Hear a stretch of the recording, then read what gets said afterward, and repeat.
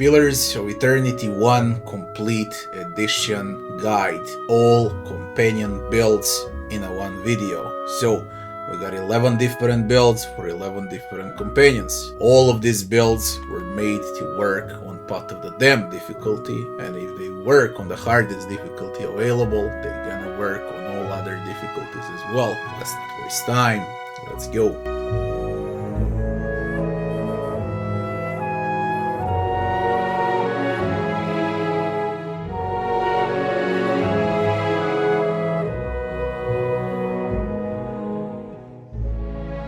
Companion Aloth build. We say a few words about wizards and what is Aloth. Aloth is a self-buffer, not team buffer, self-buffer, huge AoE damage dealer, great single target damage dealer, and great at crowd control spells. That's what you cover as Aloth, as a wizard. As he has a lot of great spells and all of them are very useful. Now let's level up Aloth. On the first level, or better to say on level 2, we're gonna put 1 point into survival, and now we're maxing out mechanics every single level. You want Aloth with mechanics, you want Aloth to be able to unlock stuff and to find traps. Only and only if your main character, okay, your main watcher, is focused on mechanics, then you can max out lore on Aloth.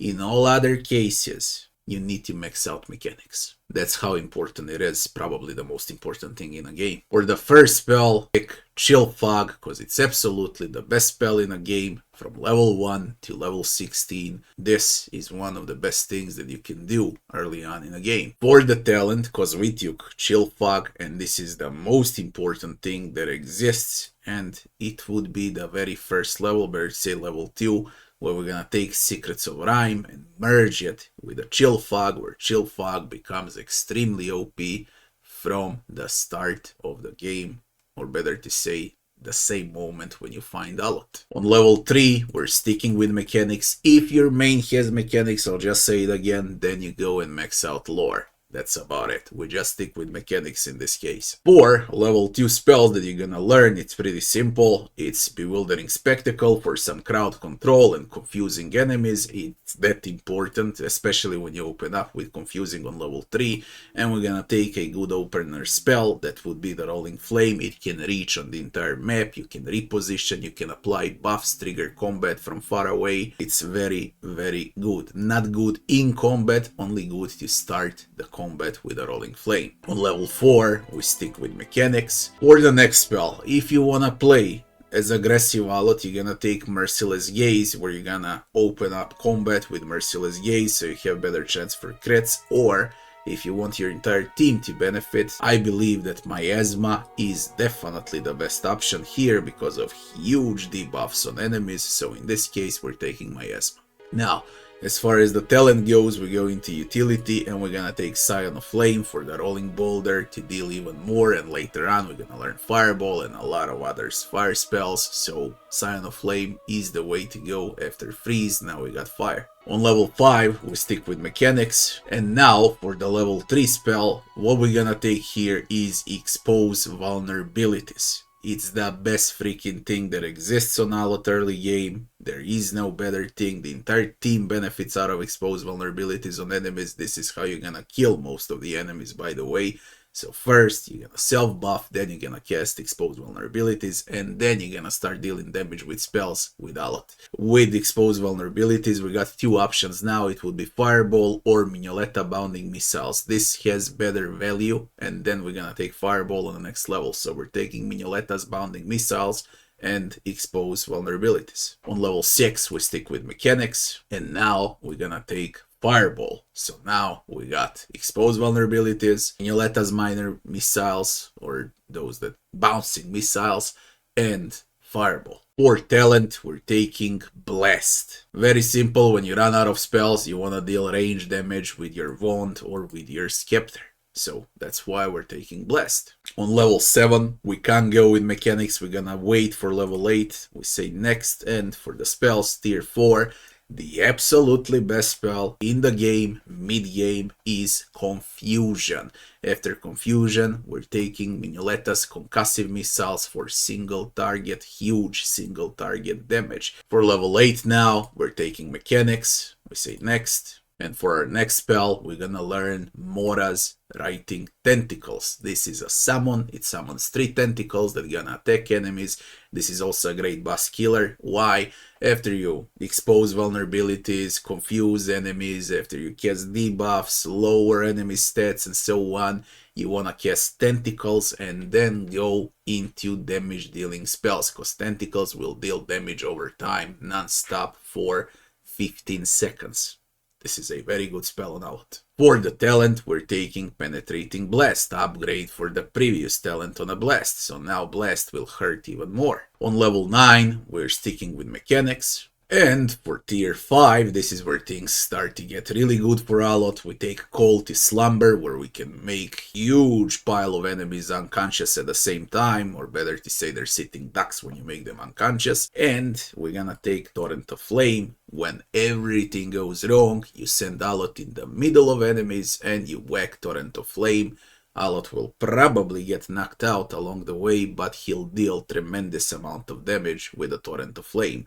So these 2 spells, Cultist Slumber and Torrent of Flame, is what we're gonna take on Aloth next. Now it's very simple for the spell mastery, because Aloth from now on will receive spell masteries. We're gonna master Chill Fog. Chill Fog is gonna be nuts. I'll explain how it works later on. For level 10, we're keeping the points. We say next, and now we get to pick another tier 5 spell. What we're gonna learn now would be Archimir's Wondrous Torment, because it's extra debuffs, a huge debuff, okay, -10 to resolve, intellect and perception. Enemies will be easier to kill. It's one of the best debuffs in the game. Now for the talent, we're slowly preparing for Chain Lightning, and that's why we're gonna take Heart of Storm, because on the next level we're gonna take Chain Lightning. On level 11 we go with Mechanics, and now the very first spell that we're gonna learn on tier 6 would be Chain Lightning, because we prepared for it. Yeah. After Chain of Lightning, there is the best spell on tier 6, and it's called Gaze of Adragan, where we can make enemies petrified in a huge area of effect. This is one of the best crowd control spells in the game. Gaze of Adragan is a must. For the spell mastery, we're gonna learn Miasma. Why? Very simple, free usage of a debuff. It takes no slots. It's very good. On level 12, we're keeping the points, and we say next. And for the tier 6 now, we got plenty of options that are very valid. The best value by far is Paralyze on Archimir's Capricious Hex. Also very good one to have is a Death Ring, but I would say go with Capricious Hex here. It's that good. For the talent, now is the time to learn Arcane Veil and get the spell that gives +50 to deflection to Aloth. When he's in danger, you just whack Arcane Veil and he becomes a lot tankier on physical attacks. On level 13, we're taking Mechanics. And now for tier 7, the best one by far is Tain's Chaotic Orb. This is probably the most important spell in a game and the best spell in a game that you can learn on Aloth, or better to say, as a wizard. I would put Tain's Chaotic Orb as top tier, probably the best one that exists in the game. What we get out of Tain's Chaotic Orb? We get damage and crowd control that bounces from enemy to enemy at the same time. You can make enemies stunned, petrified, paralyzed. The spell is just nuts. It wins fights. For the second spell, we're gonna learn Delayed Fireball. Delayed Fireball is for the experienced players. It takes positioning, planning, and I'll explain how it works later on. For the spell mastery, we take Expose Vulnerabilities for the free spell slot. It's absolutely amazing to have a great debuff, Expose Vulnerabilities.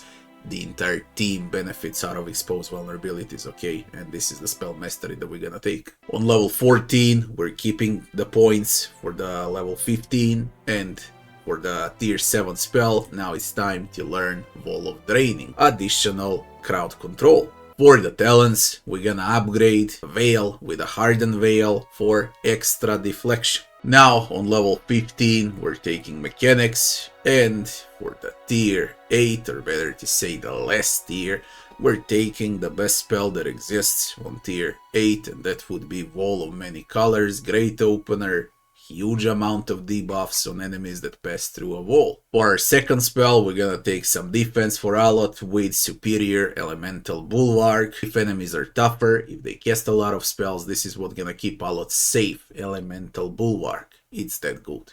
For the spell mastery, we got two options. The first option is Free Confusion, and the second option is Mignoletta's Concussive Missiles. I would say go for single target damage with Mignoletta's Concussive Missiles for the mastery here. Because now you got way too many spells with crowd control and you don't need mastery on Confusion. For the final level, level 16, we got 11 points left, mechanics are maxed out. What we want now is to go all points into lore, 1 point into athletics, and we're done with the skills. And for the final skill, what we're gonna learn here is, of course, Freezing Rake. Tremendous amount of damage, huge AoE, freeze damage, great spell. This is the last one we're gonna take. For the last talent that we're gonna learn on Aloth would be defensive talent, Body Control, so we have extra chance to defend against the most annoying thing in a game, that would be Paralyze and Petrify.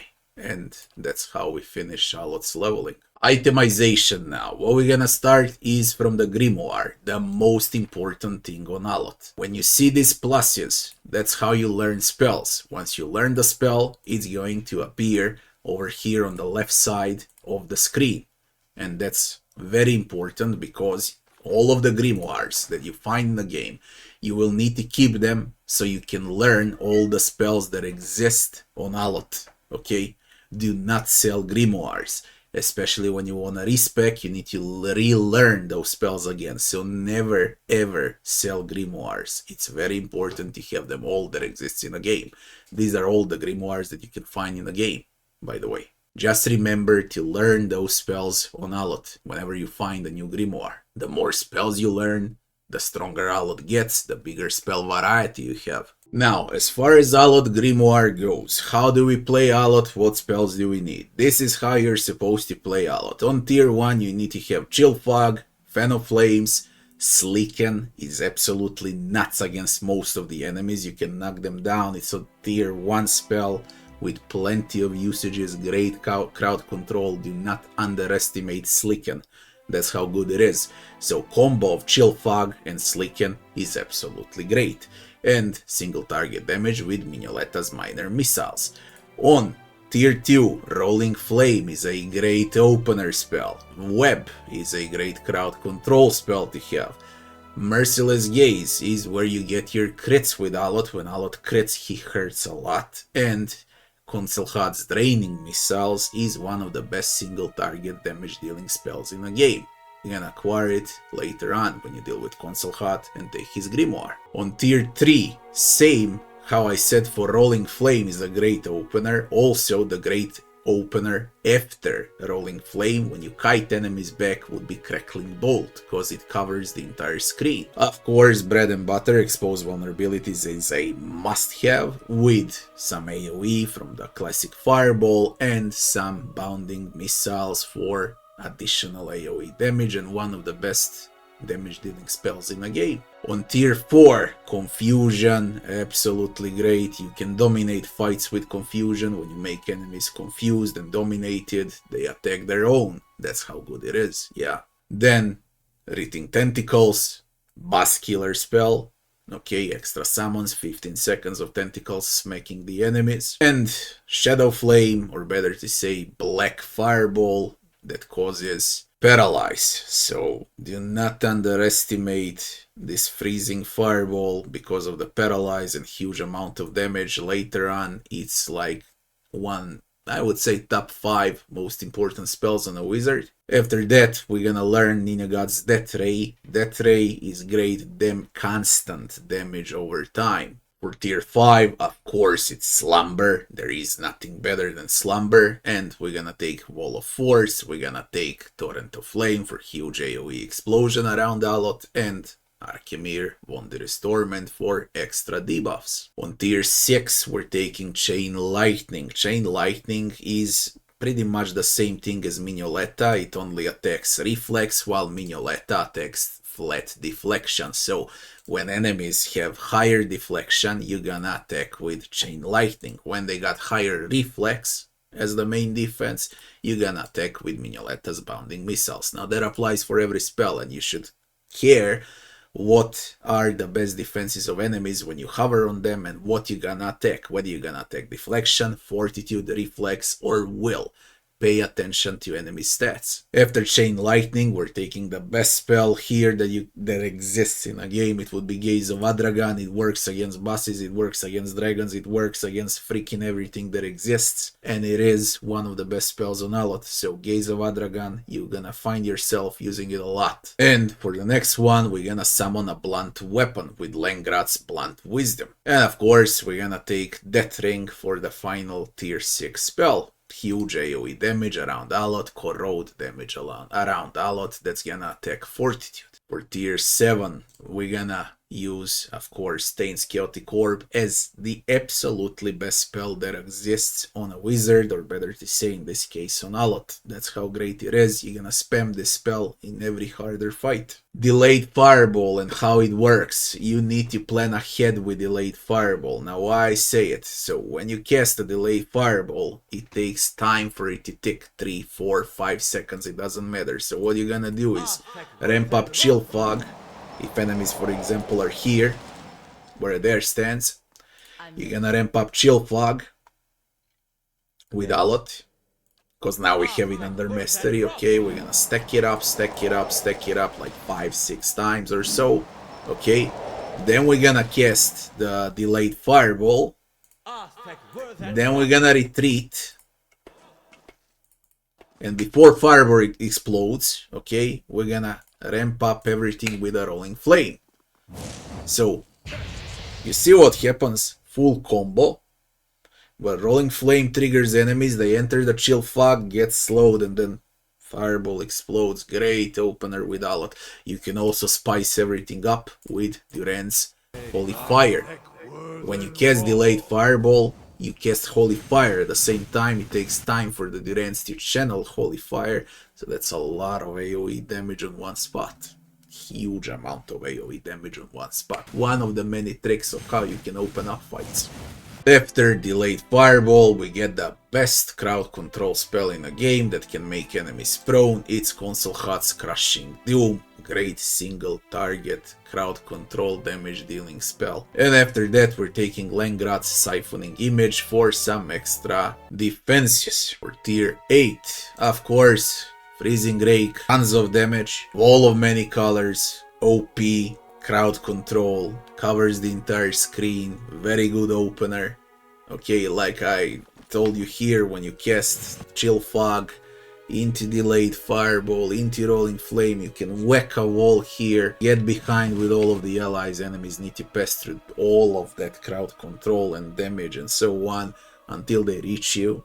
They're gonna be nuked down hard. Of course, Elemental Bulwark. You wanna cast Elemental Bulwark every time when you open up a fight against a bigger boss, because this is gonna provide tremendous amount of defenses on Aloth. And the last one would be Lengrat's Dread Haze, Health and Endurance, concealed on enemies. They won't know when to heal. Truth to be told, it's garbage spell, but that's what you get, and this is how your grimoire should look like at the end of the game. Now, what about itemization on Aloth? For the helmet, everything that provides intellect or might, you should equip that. For rings, it's pretty much simple. You want reflex, fortitude, will. For defense, yes. For the other ring, I was using Lord's Authority, Getbin Family Signet. Why? Because when you cast Lord's Authority as a self buff with all of that might and resolve, Aloth will hurt like crazy with spells. You get a lot of damage buffs on spells. For the bracers, classic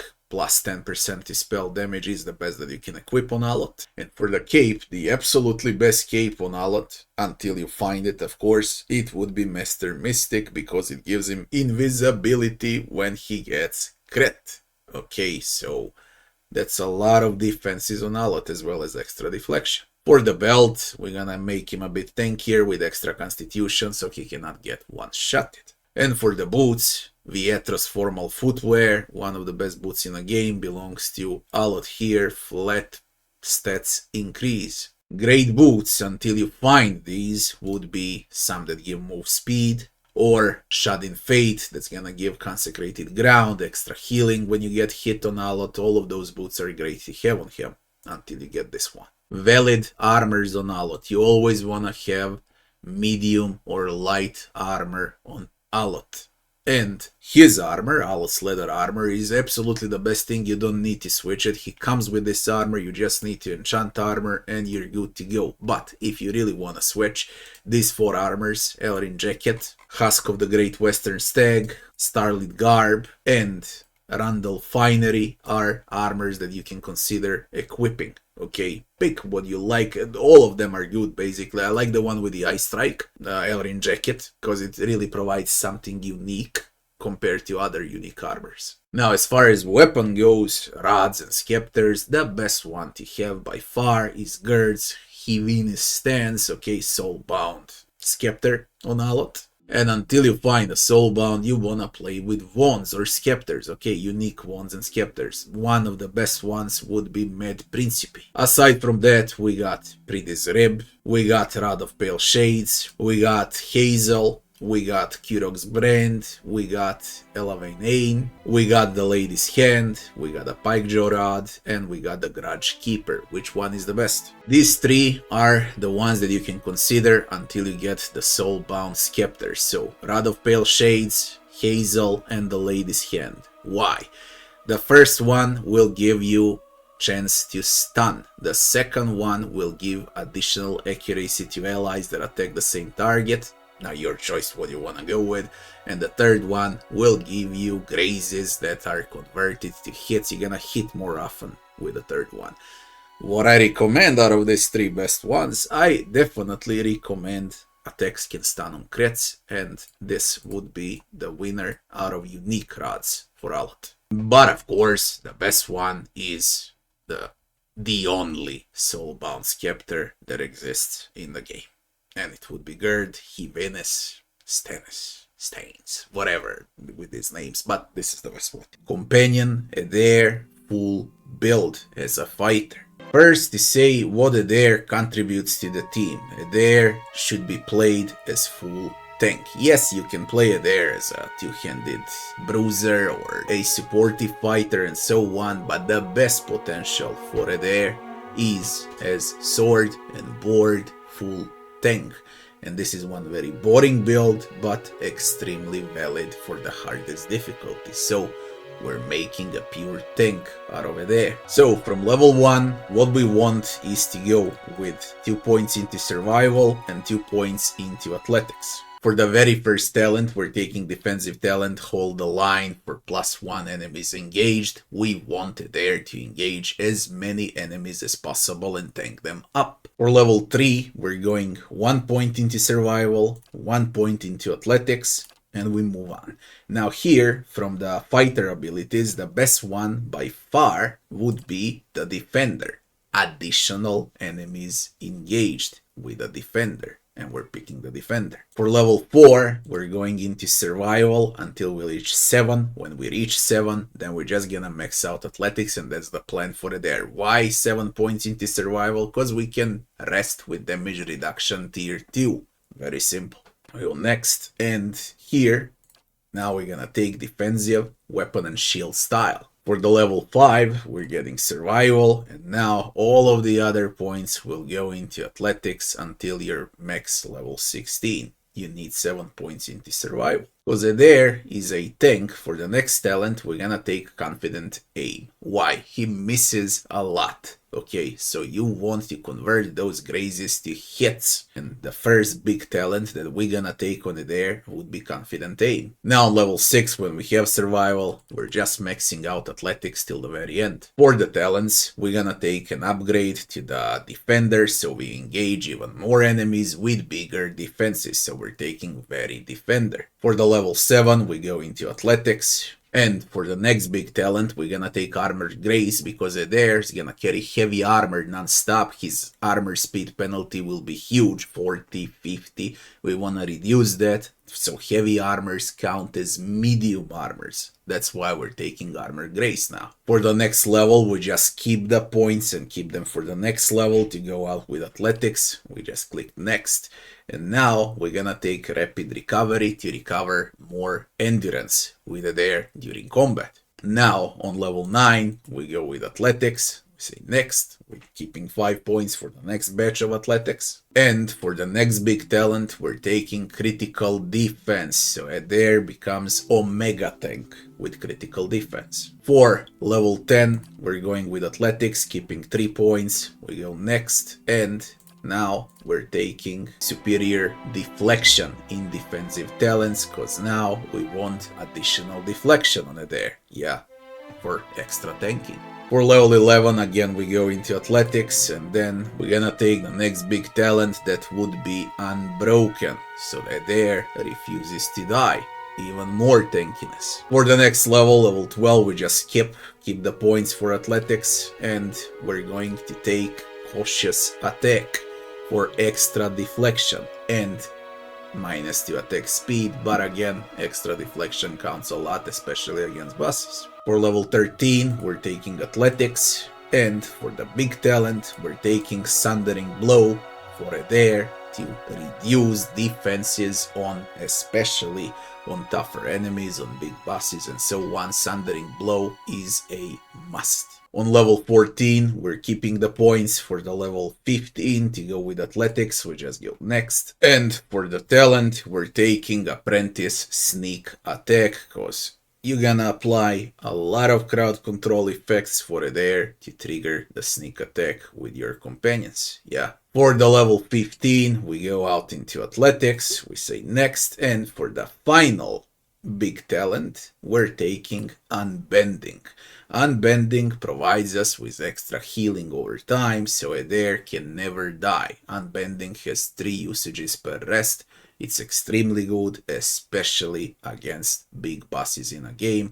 Eder will always remain alive and the last one standing if everyone else dies. With Unbending, he becomes a complete tank. Now, for the final level 16, we don't have any more skill points for Athletics, so what we're gonna do now is go with Survival, we put a point into Lore, into Mechanics, and a point into Stealth, and we spent all of the points. Go Next, and for the final talent, we're taking a defensive talent, Body Control, for extra defense against the most annoying thing in a game, that would be Paralyze and Petrify. If you know what you're doing, and if you know how to cast defensive spells with scrolls, with Durance and so on, then you can opt in for an extra bonus knockdown. But my advice, just go with a Body Control. And that would be maxed out Eder. Now what about itemization for Eder? I played Eder early game most of the time with Larder Door, because that's the first unique shield that you're gonna grab along the way. The best one by far would be the Dragon's Maw shield that you can get in White Marsh, but that's the shield you won't be playing that much time with. Okay, the shield that's actually absolutely the best on Eder, and a shield that you're gonna spend most time with in a game would be Little Savior, because of the friendly aura or all defenses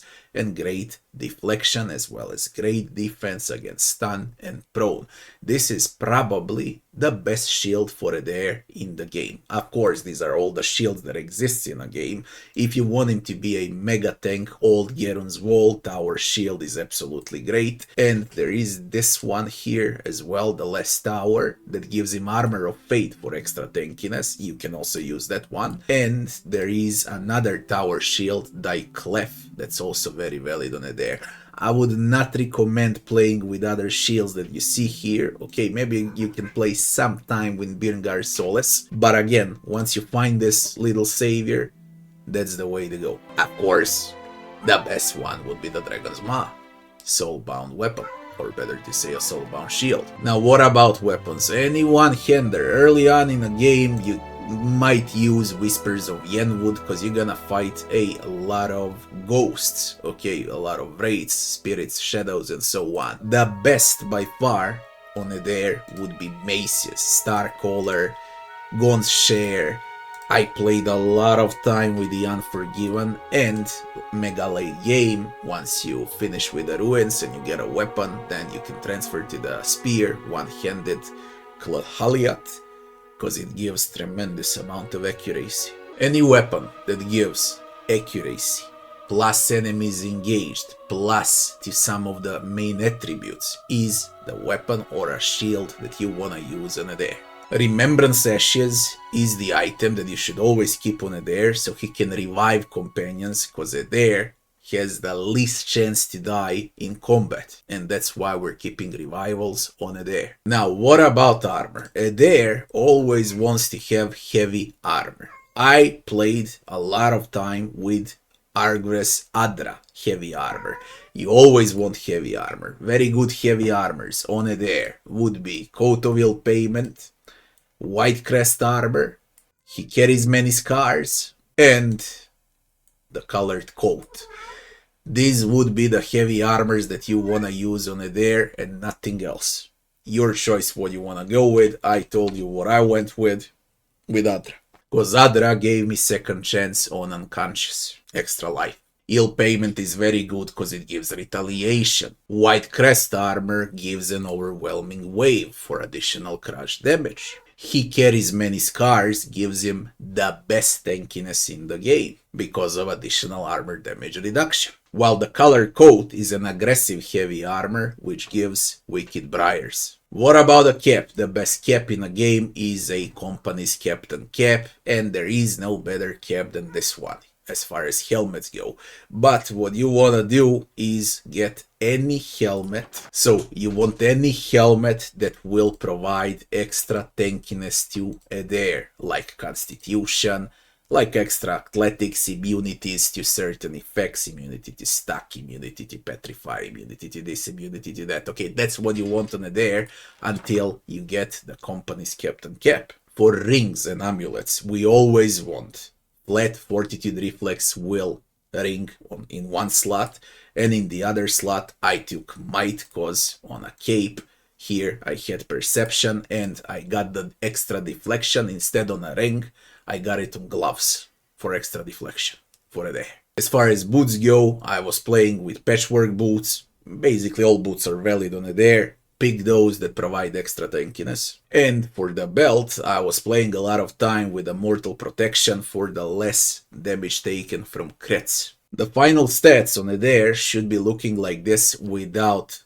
buffs. So these are flat stats: Might, Constitution, Dex, Perception, Intelligence, and here Athletics and Survival. That's how it should look like at the end of the game. That would be the build for Eder. Companion, Durance, full build. First, a few words about Durance. What does he provide for the team? Priest is probably the best class in the game. So what Durance provides is huge amount of debuffs, single target and AoE, huge amount of buffs, single target and AoE buffs, huge amount of single target damage, huge amount of AoE damage. Durance is a perfect mix of every single spell that exists in a game, and what's most important, he provides complete immunity to the most terrifying things in a game: Stuck, Charm, Dominate, Paralyze, Petrify, everything that can win fights for enemies. Durance stops all of the negative effects. Priest is one of the best classes that exists in this game, if not the best. Now let's level up Durance. On level 2 we're gonna take 1 point into survival, and everything else will go towards lore from now on. Why 1 into survival? So we can get damage reduction when we rest, yeah. The very first talent that we're gonna learn on Durance is of course Interdiction. It's a huge AoE debuff that's gonna make enemies dazed, reduce their stats, they're gonna be easier to kill, yeah. On level 3 we're taking all points into lore, and we move on. Now, Durance on level 3 gets tons of new spells. Priests automatically learn spells, and they're all available from the get-go once you reach a certain level. On level 4, we're going with lore, and for the next talent, we immediately upgrade Interdiction with Painful Interdiction, so we're gonna get enemies weaken as well when we debuff them. On level 5, we stick with lore. And now we get a bunch of new spells. On level 6, we again stick with lore. And now for the talent on level 6, we're taking empowered interdiction, so we give accuracy to all companions, to all allies. Why? Better chance to hit on everyone, absolutely great. On level 7, we're gonna skip and keep the points so we can go into lore on the next level. And now we get a bunch of new spells. On level 8, now we go into lore. And we say next. And now we're going to learn Inspiring Radiance. Once you heal, you're also gonna give accuracy to everyone in the Circle of Radiance. Absolutely great on a priest. For level 9, we're taking lore again. And now comes the time for the spell Mastery. The spell that we're gonna master would be Blessing, of course, for additional accuracy. I don't wanna repeat myself anymore. The more accuracy on allies, the better the chance to hit, the easier the fight gets. Yeah, especially on Pot of the Damned. So Blessing is the way to go for the first mastery skill. And also on level 9, he receives a bunch of new spells. We're gonna pass through all of those spells very soon. On level 10, we're skipping this, keeping the points for lore for level 11. And for the talents, the last one that we're gonna learn for the priest would be Brilliant Radiance, where we're gonna upgrade Radiance to also deal burn damage, and it's gonna hurt undead, for example, like crazy. Not to mention that you can also frighten enemies with Brilliant Radiance. On level 11 now, we're taking lore. And now for the spell mastery in tier 2, you got two options. First one is a consecrated ground for extra healing, free healing spell, okay, endurance over time, which I highly recommend. And the second one would be holy power for extra might and resolve. Both are great. They're both valid, but I would say go with Consecrated Ground, because here we're gonna make a heavy armor tank priest out of Durance, and he's gonna be in the midst of battle, soaking up damage and healing everyone around him, and debuffing enemies as well. So Consecrated Ground for the spell mastery. Now on level 12, we're skipping points, keeping them for lore. We say next. And for the talent, now we're gonna go slightly into offensive with a Scion of Flame, because priest has a lot of damage dealing burn spells, fire spells, call it however you like, single target or AoE fire damage, okay? So the Scion of Flame merges extremely well with the priest, or better to say, with Durance. A lot of spells that we can cast, they're gonna deal damage, we want burn damage 20% higher. On level 13, we're taking lore, and we say next. And now we got 5 great spells that we can master. Prayer Against Restraint, Dire Blessing, Disponent Blows, Circle of Protection, and Watchful Presence. They're all valid, you're gonna use them all, but which one we're gonna go for here? I recommend Dire Blessing to convert hits to crits on all allies, because combat will end faster when you crit more often. Yeah. On level 14, we're keeping the points for level 15 because of lore, and we say next. And now, for the talent. In defensive talents, we're gonna take Cautious Attack on Durance. Why? It reduces attack speed on Durance. You don't need attack speed, you won't attack anyone with Durance, because you keep going to cast spells over and over again. Okay, so attack speed, you can sacrifice, but what you get in return is extra deflection. Top it off with heavy armor and defensive items, and you have a tank priest that sustains damage and deals a lot of burn damage to enemies and a lot of debuffs and AoE buffs to companions. So Cautious Attack is the way to go here. On level 15, we're putting points into lore, keeping the points for level 16. And now for the spell mastery on level 15, we're gonna take Shining Beacon. Shining Beacon is crazy good. It gives all defenses in area of effect, so raises all defenses to allies and burns enemies in the same circle. It's one of the best spells that exists in a game. So Shining Beacon is the spell mastery we're gonna go for. And of course, we get a final batch of spells with a priest for level 16.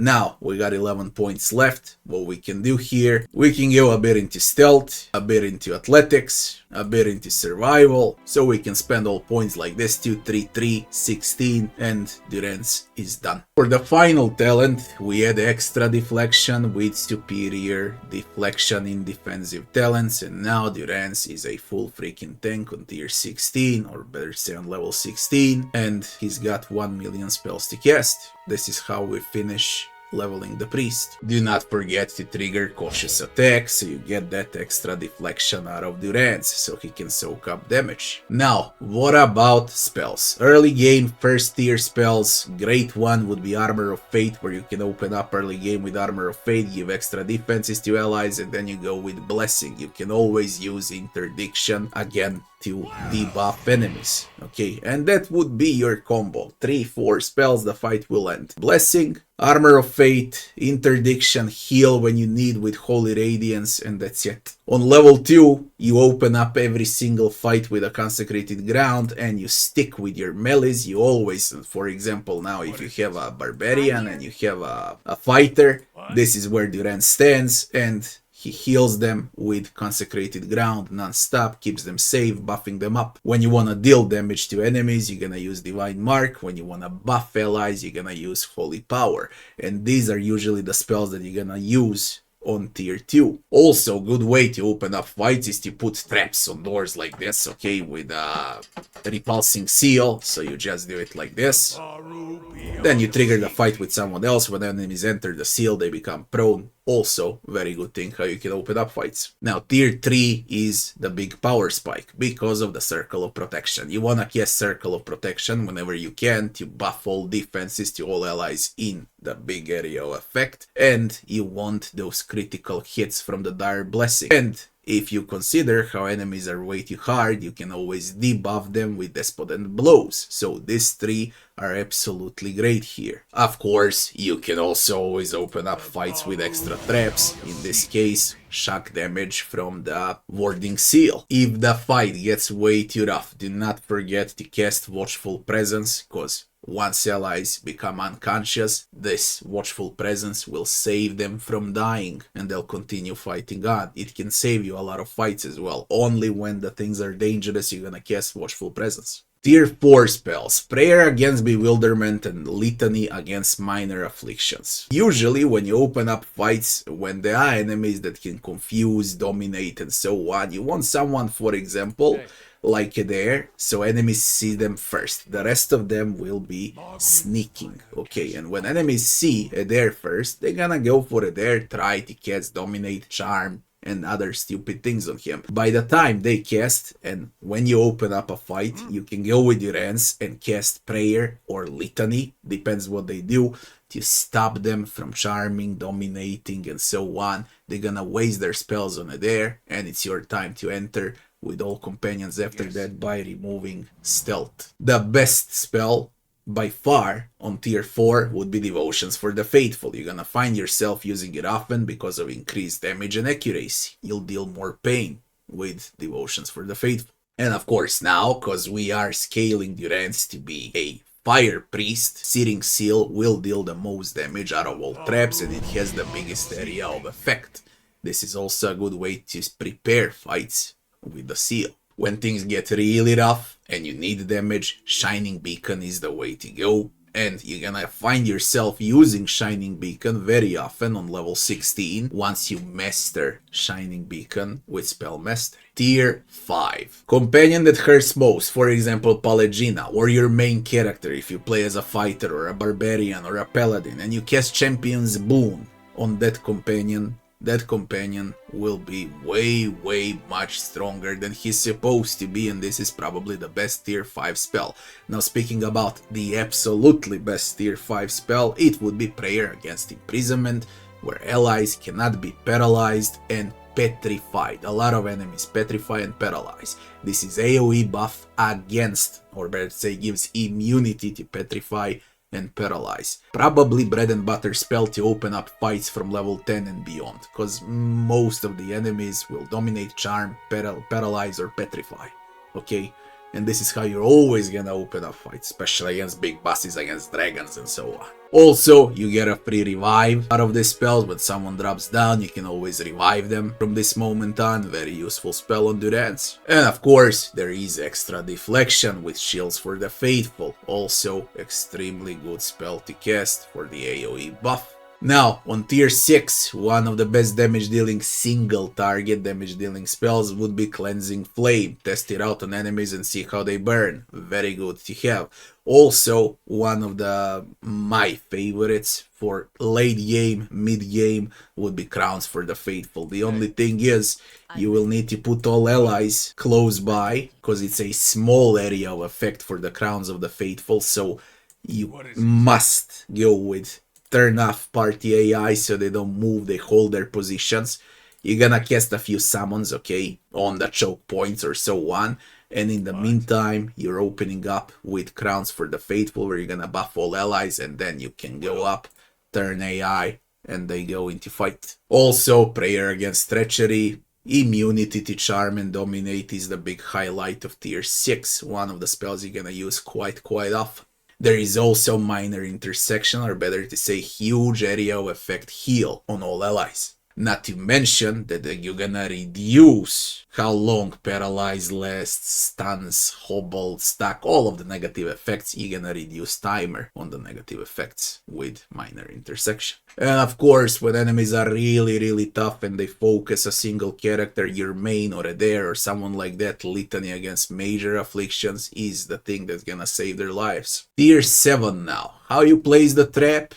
And now you prepare to open up fight. Storm of Holy Fire is when things really start to get good for the priest, or better to say for Durance, because this is double damage opener. Okay, combine this with Aloth 5-6 times, taking Chill Fog plus the walls, firewall or wall of many colors and so on. It's a great opener for every fight. This is just insane freaking spell on Durance in combination with all other preparation damage dealing spells with other characters and with Durance preparation spells. This is how you open up fights in a late game. If Durance is in danger of dying, you always have Minor Avatar to raise all of his stats and attributes, so he becomes even more tankier during combat on tier 7. And of course you got Flat Up Resurrection that you're gonna use quite often, especially if you play on Pot of the Damned. And for the tier 8, one of the best spells would be Hand of Veil and Woe. You deal burn damage to enemies in a line, and you heal all of those allies that are in the line of effect. Absolutely crazy good spell. And of course, there is the Watchful Guardian as well, which is basically a free revive for all companions in the area of effect. And there is a new trap called Symbol of Magran that deals constant damage. Compared to other traps, they just pop and they deal damage in an instant and then effect stops. Symbol of Magran deals non-stop damage. So on a choke points, for example, if you go with it there, you block the door or the passage, yeah, and you cast Symbol of Magran here, it's gonna deal constant damage and no one will be able to pass. Always, and this is very important, always use Mastery Priest spells first, because they're free from combat to combat, okay? You waste others and you lose usages, but you never lose usages on Mastery spells. So always open up with Consecrated Ground, into Blessing, into Increased Crits, into Debuff with Interdiction, okay? And then consider casting spells, what you actually need in combat. Usually gonna open up with Prayer Against Imprisonment, okay? That's mostly from level 10 and beyond, or with Prayer Against Treachery. These are one of the two spells that you're gonna open up with, and then you're gonna transfer to the Mastery spells. That's how the game is. Itemization on Durance. Weapon doesn't matter at all, but we're gonna play with his staff from start to finish. Good one to also have is Lovran's stick, okay? Why it doesn't matter? You'll never attack with it, you're gonna cast priest spells non-stop, so weapons, you can play barehanded if you want to, it really doesn't matter. Good staffs to consider on top of these two, Durance staff and Lovran's stick, would be Wendwalker, Taluntian staff, and Guildmaster staff. Those 5 staffs are great on Durance. Now what about armor? Heavy armor only on Durance. You want him to be tanky, it doesn't affect his combat value with decreased recovery speed. You don't care about recovery speed for Durance, so only heavy armor and nothing else but heavy armor. The best one by far would be Arrow Breaker. You get it in Defiance Bay early on in the game. And don't forget to upgrade the armor as much as you can later on. Good armors to consider on Durance, on top of the Arrow Breaker, would be he carries many scars, Keldrick's coat, and White Crest armor. So you got 4 great heavy armors on Durance. Pick whatever you like more and what you need actually and use those. The first one gives you additional armor deflection. The second one gives you defenses against prone and push. The third one gives you overwhelming wave, a good damage dealing spell. Now while I was using Arrow Breaker, deflection against ranged attacks was quite good because ranged enemies were targeting Durance quite often, and this gave him even more protection so he can remain alive for longer and win fights. Durance should always be the last one standing in the difficult fight. Why? Constant buffs, constant debuffs, constant damage over time. He revives allies non-stop. He is the one that should be alive and in the midst of battle, dealing chaos to enemies and buffing allies. That's what a priest is after all. So what I was using for the helmet, I was using Hermic's Hat for the intellect, bigger area of effect on spells with intellect, yeah. I was using Dex with Finria's Grace, Cape, then I was using Celebrant Gloves for the ability area of effect and Holy Meditation that can critically hit. Lead Deflection on a ring, Fortitude Reflex Will on the other ring, Pulvanos Boots with Constitution, and I gave him Clarity here with the Looped Rope, so Durance never gets crowd controlled basically. No blind, no unconscious, no paralyzed, no stuck, petrify.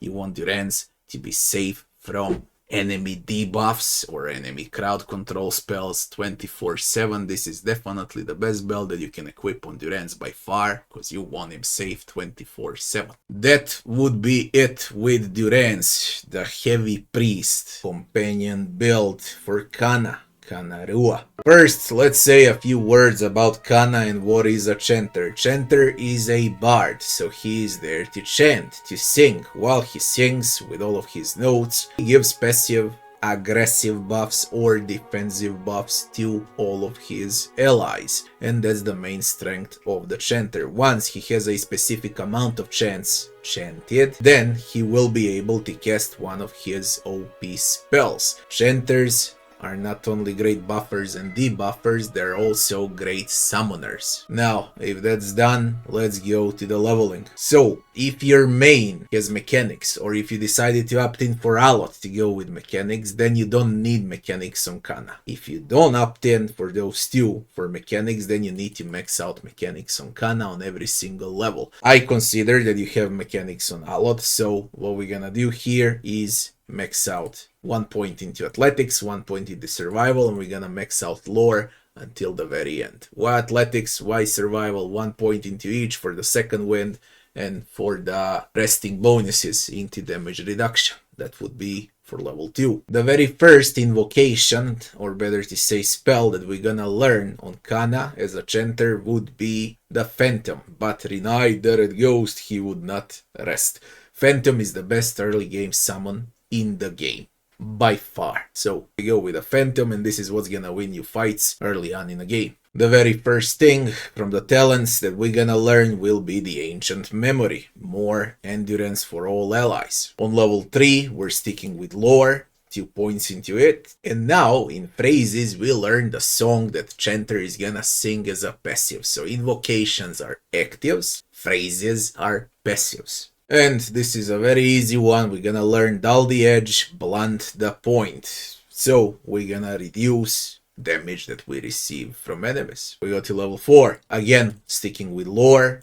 And we say next. And for the invocations here now, we're going to learn White Worms Rooted in the Bellies of the Dead. Huge. This is basically a corpse explosion, okay, with very, very solid early game damage. So we're gonna go with White Worms. For the next talent, we're gonna upgrade Ancient Memory with Beloved Spirits, of course, even more endurance for allies in the area of effect for the Chanter. On level 5, we're sticking with lore. Now, if your main is a ranged character, you're gonna go with a Sure-Handed Ela for additional reload speed and ranged attack speed. If your main is a melee, Then we're gonna go with 1 doesn't stood against the power of the saint, or better to say protection against fright and terrify. So in this case, cause I'm playing a melee, we're gonna go with this one. If you play as ranged again, you go with sure-handed. On level 6, we're sticking with lore, and for the next invocation, we're gonna take early paralyze in the game. At the sound of his voice, the killers throw stiff. This is 11 seconds paralyze on enemies, okay? You completely disable enemy for 11 seconds, he's a sitting duck, you can easily kill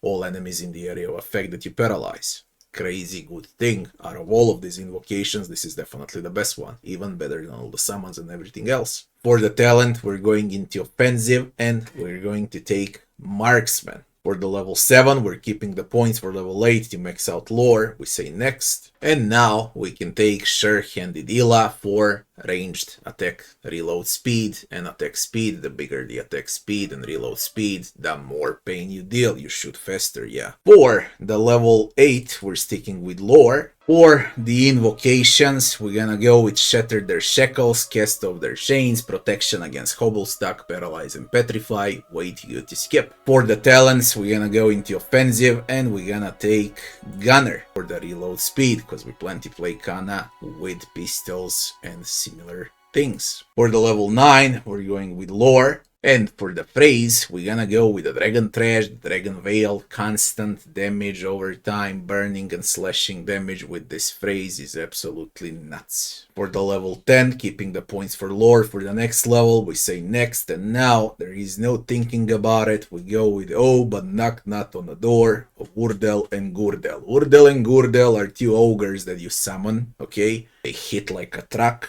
They're tanky. This is probably the best summon in a game, especially around mid-game. Out of all of those trinkets to summon and so on, this is the best freaking one on the Chanter. Nothing to think about. We're taking Urdel and Gurdel. Okay, best shit in the game. And from that moment on, you're only gonna summon Urdel and Gurdel whenever you can. They win fights. Now, weapon focus. If you plan to play with a bow, you go with a bow focus. If you plan to play with a pistol, pistol focus. Plan to play with a blunderbuss, then it's blunderbuss, and so on and so forth. Depends what range weapon you want to use on Kana. Okay, in this case, in this build, we're going with 2-handed pistols. So we're taking Ruffian as the weapon focus. On level 11, we're going again with lore. We say next. And now we're gonna take the Silver Knights, Shields Broke, Bow Arrow, and Blade. Or better to say, plus 10 flat deflection friendly aura. Thank your allies all around Kana. On level 12, we're skipping points for the next level for lore, and here in invocations, if you play on Pot of the Damned, we're gonna take the Bright Code their ruse and set to make them pay, or better to say, we're taking flat increase to the chance to hit because of perception. That's for Pot of the Damned. If you play on hard and below normal, story and so on, then you can go with flat up might instead of this one. So this one is for Pot of the Damned, this one is for all other difficulties. In this case, we're sticking with a Bright Caught in the ruse and set to make them pay. And now for the talent, we're taking a penetrating shot, because enemies are getting tankier, and this is damage reduction bypass. You're already way too slow with pistols, blunderbusses and so on. So 20% attack speed won't change much, but this damage reduction bypass, enemies will feel the pain when Kana shoots them. So penetrating shot it is. On level 13, we're taking lore, and we say next. And this one is very simple for the phrases. We're taking the defenses against confuse, dominate, and charm, the 3 most irritating things in a game aside from paralyze, stun, and terrify. So they shielded their eyes, giants, the Vampires gaze. That's the phrase that we're gonna learn. On level 14, keeping the points for level 15, we say next. And for the invocation, we're gonna learn what row Naka found down the deep, or better to say, now Kana can summon a Swamp Spore. Swamp Spore as a summon can charm, dominate enemies so they fight for you. So with one summon you get basically 2 summons when you summon a Swamp Spore. Yeah, very good summon. Now for the talent, we're gonna take Apprentice Sneak Attack for the extra range damage percentage, okay? Because a lot of your companions will be able to deal a lot of crowd control effects and you're gonna trigger sneak attacks non-stop. On level 15, we're going with Lore. And we say next. And now Kana is the dragon killer. Dragons are beasts. With all your strength, slay the beast is the dragon killing phrase. And this is the phrase that you want to use when fighting dragons. Dragons are the main bosses in a game. You want to have Kana against dragons and those fights will become drastically easier with this phrase. It's absolutely nuts.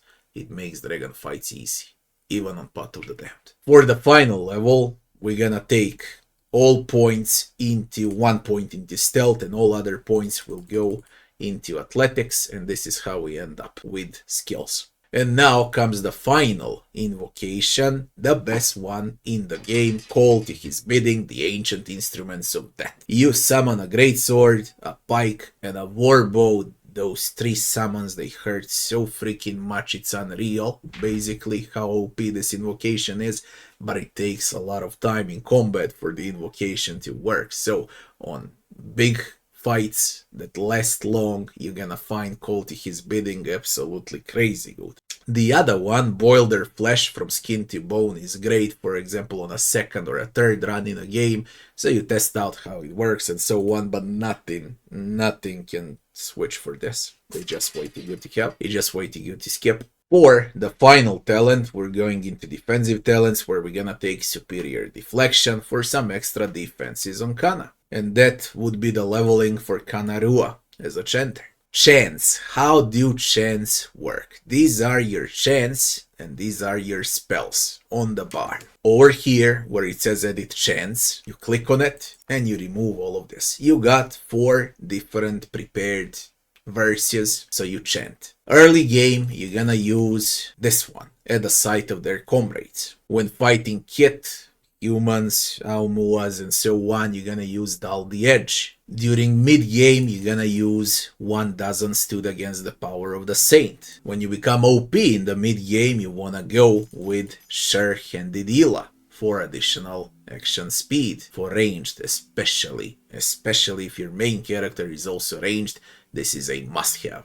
When fighting bunch of enemies, you're gonna use the Silver Knight's Shields, Broke Both Arrow and Blade for the extra deflection. This is especially useful if your main is a bruiser. Okay, so this one is useful for ranged. This one is very useful chant for bruisers. So if you have more bruisers in the team, you're gonna use the Silver Knights. The Dragon Thrashed, the Dragon Veiled is probably the best chant mid-game that you can equip because it melts enemies non-stop in the area of effect when you play as Kana.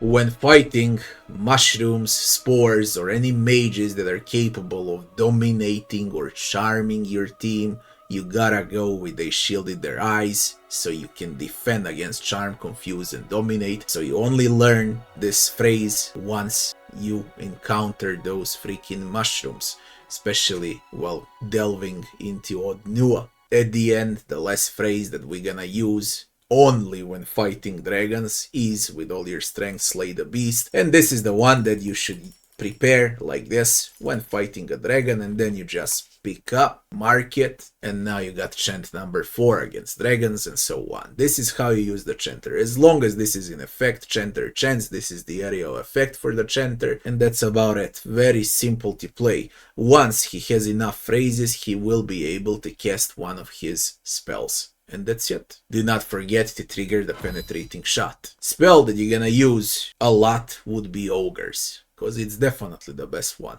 And this is probably the thing you're gonna use in like 90% of time in the game. Itemization for Kana Rua. For the armor, Blade Golan is a very good armor. You can also consider taking Raiments of Whale Eyes, Hand and Key, also great armor on Kana, Elrin's Jacket, Angios Gambizon, and Sun-Touched Mail of Hiranrat. Those 6 armors that I showed are the best armors to equip on Kana. Your choice what you wanna go with. Now, for some reason, I recommend taking Raiment of Whale's Eyes. First of all, it's light, and second of all, enemies especially on Pot of the Damned, they tend to go for Chanter. Like, Chanter is the only unit on the screen when combat starts. Everyone's gonna focus Kana. And this one grants him mirror image, so he can survive longer. This is a great defensive spell, wizard spell on a Chanter. So I recommend playing with Raiment, definitely, when you find it,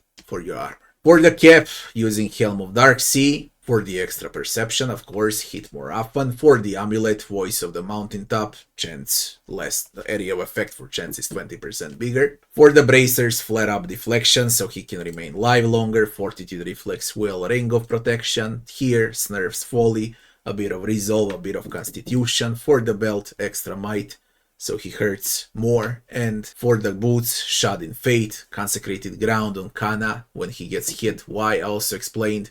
That's why I say this in combination with boots. One gives him mirror image, the other one gives him healing over time. Enemies tend to focus Kana, you want him safe, and that's why this gear. As far as weapons go, I was using Forgiveness on Kana. It's a great one. Also, you can use Blunderbuss, Lead Spitter, and weapons that you can consider using, but that depends highly on your build. If you opted in for Arquebus or Blunderbuss or Flare Up Pistols, okay? So the pistols that you can use would be these three: Fellstroke, Sengaram Spark, and Dulcanail. The only good Blunderbuss in the game would be Skon Mika's Roar and Lead Splitter. And as far as Arquebuses go, these two are absolutely great.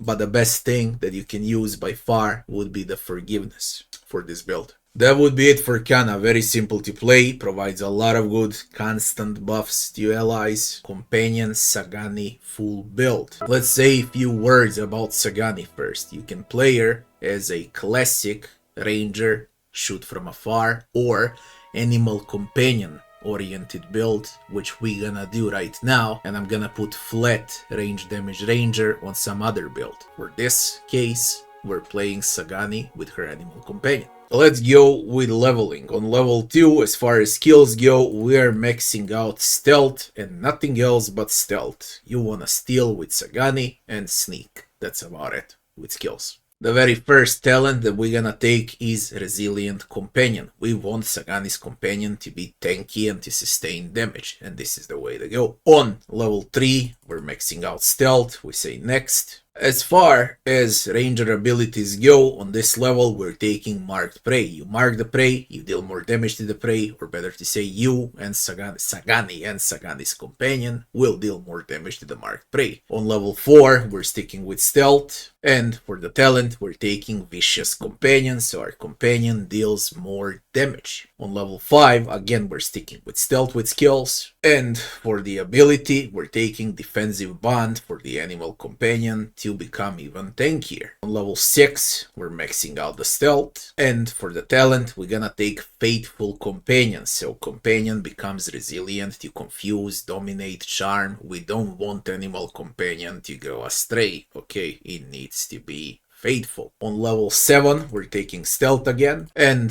for the ability, this is very simple, very good ability for the companion, which would be takedown. Knock enemies prone 2 times per encounter. You can spam on every encounter.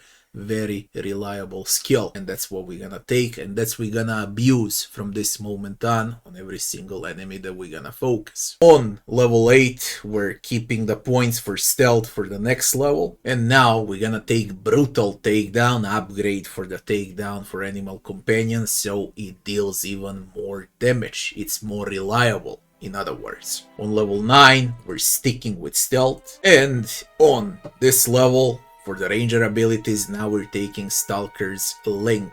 The reason is very simple: extra accuracy means better chance to hit. On level 10 we're keeping points for level 11, so we max out stealth, and now we're gonna get Merciless Companion, so companion deals 30% more damage. On level 11 we're going with stealth, and here we're gonna learn Master's Call for the ranger ability. When companion is far away, someone focuses Sagani, you call companion back and it knocks all enemies prone along the way while rushing to help Sagani. Extremely good spell that you can abuse if you position well. So if enemies are in between Sagani and animal companion, you don't need to call the companion only when you're in danger. You can call him immediately and knock all enemies prone in a line as long as you position well with Sagani. Very useful ability. On level 12, we're going with Stealth again. And for the talents, now we're gonna take Strengthened Bond for the animal companion to become a maximum tank, in other words. As far as level 13 goes, we're keeping the points for the next level into Stealth. And now we're gonna take Predator's Sense for the Ranger ability for Animal Companion to deal 50% more damage for enemies that are suffering any damage over time. By this moment, when you're level 13, they're gonna suffer damage over time non-stop from you and from other companions as well. On level 14, we're maxing out Stealth, and now we're taking Accurate Wounding Shot for extra accuracy on Sagani. On level 15, we're just skipping points for level 16. And for the Ranger ability, this time we're gonna take Vengeful Grief. When you or your animal companion drops dead, or better to say unconscious, you gain straight up benefits to damage, move speed, and attack speed. Way to go to skip. On rougher fights, it can help a lot and even win fights. For the final level, level 16, we go 1 point into Athletics, and everything else will go into survival and 1 point into lore, and this is how we finish Sagani with skills. Now, for the final talent, depends whether you want to play Sagani with a warbow, or a crossbow, or an arbalest, or whatever weapon type you can take weapon focus for that type of weapon that you're gonna use, or we can just go with straight up marksman for additional accuracy. Penetrating shot is also a valid option for the end. My recommendation would be marksman because it's a safe choice, and that's how we finish Sagani Animal Companion build. Now, how do we play Sagani? It's pretty much simple. You mark an enemy with this, you go with a wounding shot, and you send your animal companion to knock them prone with a takedown. Once animal companion knocks enemies prone with a takedown and there's enemies in between Sagani and animal companion, you call the animal back. He's gonna rush through Sagani, knock everyone prone, then you move away with Sagani and continue shooting while sending animal companion back into a fight.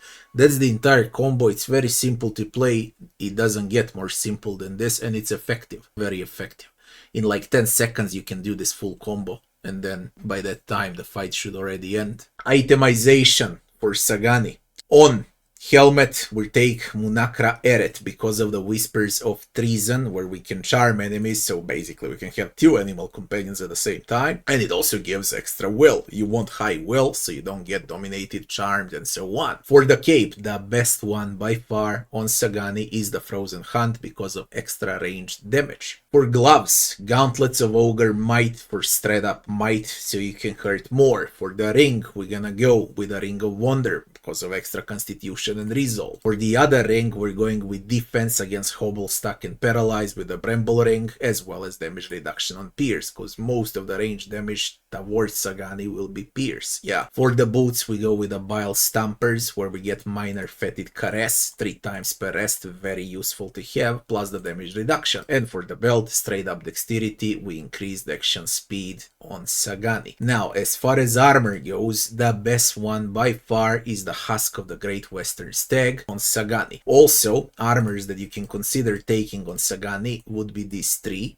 Now you can go whichever one you like more. I recommend Mirror Image when she gets hit. It's extra defense basically. Alacrity of Motion as well is extremely good for that huge attack speed. Okay, this is aggressive Sagani. While Elrin Jacket casts Eye Strike, okay, for blind on enemies.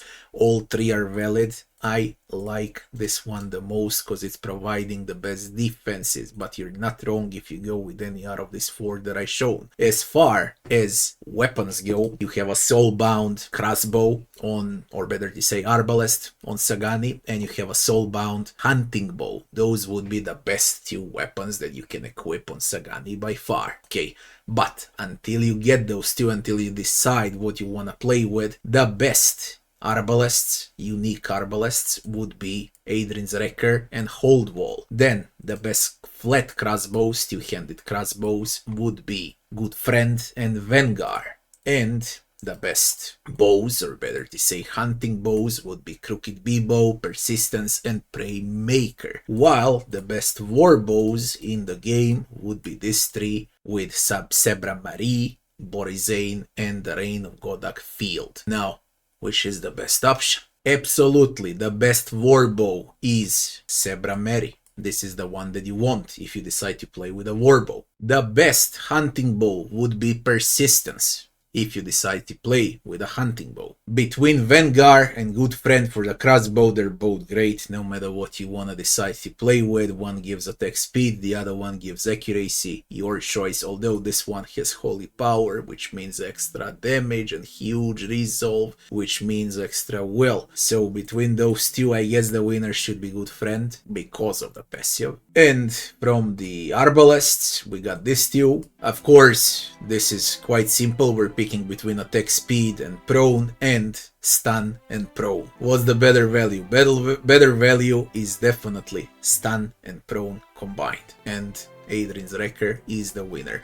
So I gave you what's the best from crossbows, arbalests, hunting bows, war bows, and I showed you both soulbound weapons. Your choice how you wanna play and what you wanna play with. Everything is valid and everything will be enough to finish all content on PotD difficulty if you decide to play with Sagani. Companion Pallegina build. First, let's say a few words about a Paladin. Paladin provides auras for the entire party. The entire team benefits out of Paladin auras, and that's the biggest strength. Also, Paladin is probably the best single target damage in the game. Paladins are not flat tanks, they're also not squishes, they belong to bruisers, and that's what Pallegina is, a bruiser. I'm gonna give you two builds with Pallegina, one with a great sword and the other one with Estak. So your choice how you wanna play her. Now, as far as Pallegina goes, we're gonna ramp up 7 points into survival and everything else will go into athletics, and that would be the entire philosophy around skills and skill checks. Survival, pretty simple. We want damage reduction tier 2, and from athletics we want second wind as high as possible. So on level 2, the very first talent that we're gonna take is Intense Flames. Burn damage on Pallegina. Paladins deal a lot of burn damage. On level 3, we're going with survival and with athletics, and we say next. For the first aura, or better to say for the focus, we're gonna take Zealous Focus, additional chance to hit with additional accuracy for the entire team. On level 4, we're sticking with survival and with athletics. For the talent, on level 4, we're going into utility and we're taking Scion of Flame, so we deal even more damage with burn. On level 5, we're taking survival and we move on. And now the biggest power spike for Pallegina would be on level 5, and that would be Sworn Enemy. Single target, one-shot skill. From level 5 to level 10, you will one-shot most of the enemies, even on PotD difficulty with Sworn Enemy.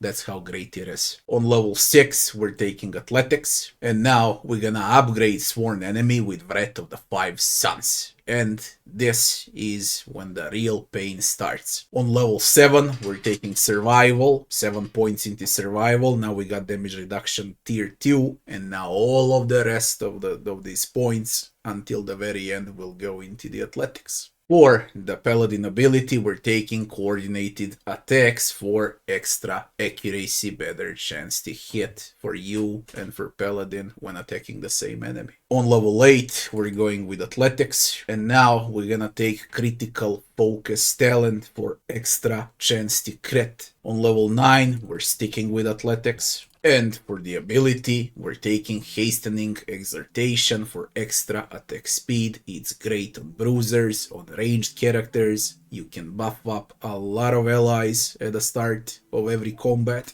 It's absolutely great ability. On level 10, sticking with athletics, and now we're going into offensive branch and we're gonna pick accuracy. So if you plan to play with a greatsword, these are two different builds, everything else remains the same basically.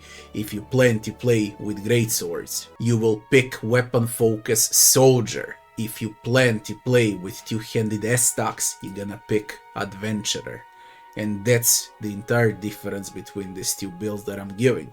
Okay, in this case, we're gonna play Pallegina with a greatsword, so we're gonna take soldier. You're not wrong if you go with S-stock. There's great S-stocks in a game, especially for a paladin. I would actually recommend playing with S-stock. On level 11, we're taking athletics, and now we're gonna take the boss killing ability, and that would be deprive the unworthy. It suspends all positive effects for 26 seconds.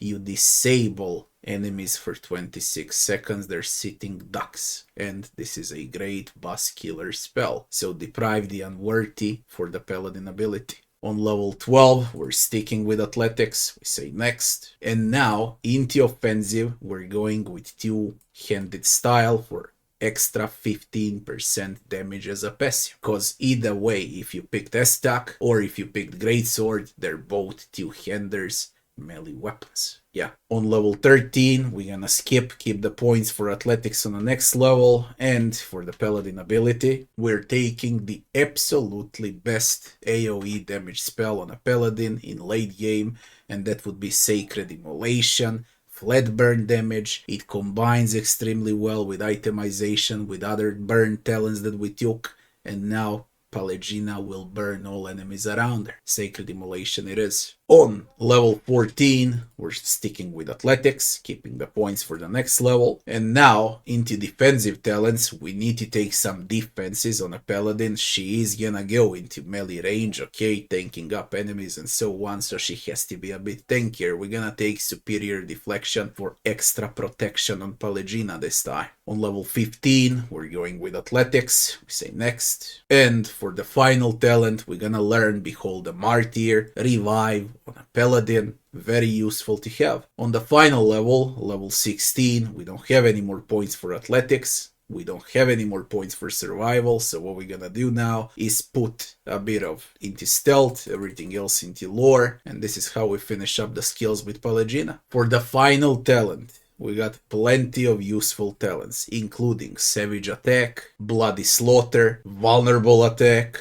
Cautious Attack, and of course, Apprentice Sneak Attack, Vielo Vidorio, and Deep Fate. No matter what you take, you won't be wrong, okay? Everything is valid. I would say to go with Deep Fate for extra defenses, because she's already offensive enough. You need to make her alive longer during the battle. So, how do we play Pallegina? We go into Sneaking Mud and we open up with a sworn enemy, burst an enemy immediately at the start of combat. Then, while others buff, summon and so on, you wanna use Sacred Immolation on Pallegina, prepare the burn damage, constant burn damage AoE around her, and then you can either debuff an enemy that you want or go and buff an ally with extra attack speed. This is your choice. Of course, do not forget to trigger Zealous Form. And that's about it. You enter the fight and you whack someone with Flames of Devotion.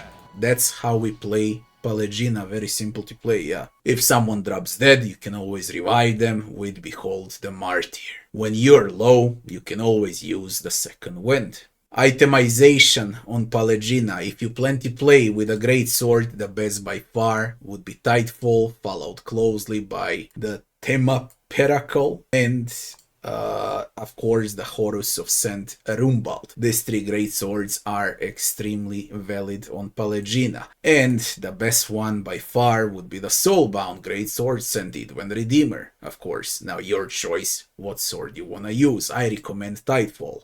Okay, If you opted in to play Pallegina build with S-Stack, so weapon focus on S-Stack, then the best S-Stack by far that you can grab early on would be Drake's Bell. Absolutely the best S-Stack early on. Mid-game, of course, it's Blade of Endless Pots and the White Spire. You can also get it early on. All three of these S-Stacks are extremely valid on Pallegina, especially the Drake's Bell because it merges extremely well with her burn damage. And of course, there is the Soulbound, the Grey Sleeper, the best S-Stack in a game from the White March. Now, your choice what weapon you want to use. You got 4 Great Swords and 4 S-Stacks. Pick what you like, everything is valid. As far as armor goes, Pallegina is great with light armor, medium armor, and heavy armor. Your choice what you wanna do. I recommend Riona's Breastplate from the White March DLC. It's definitely the best armor on Pallegina.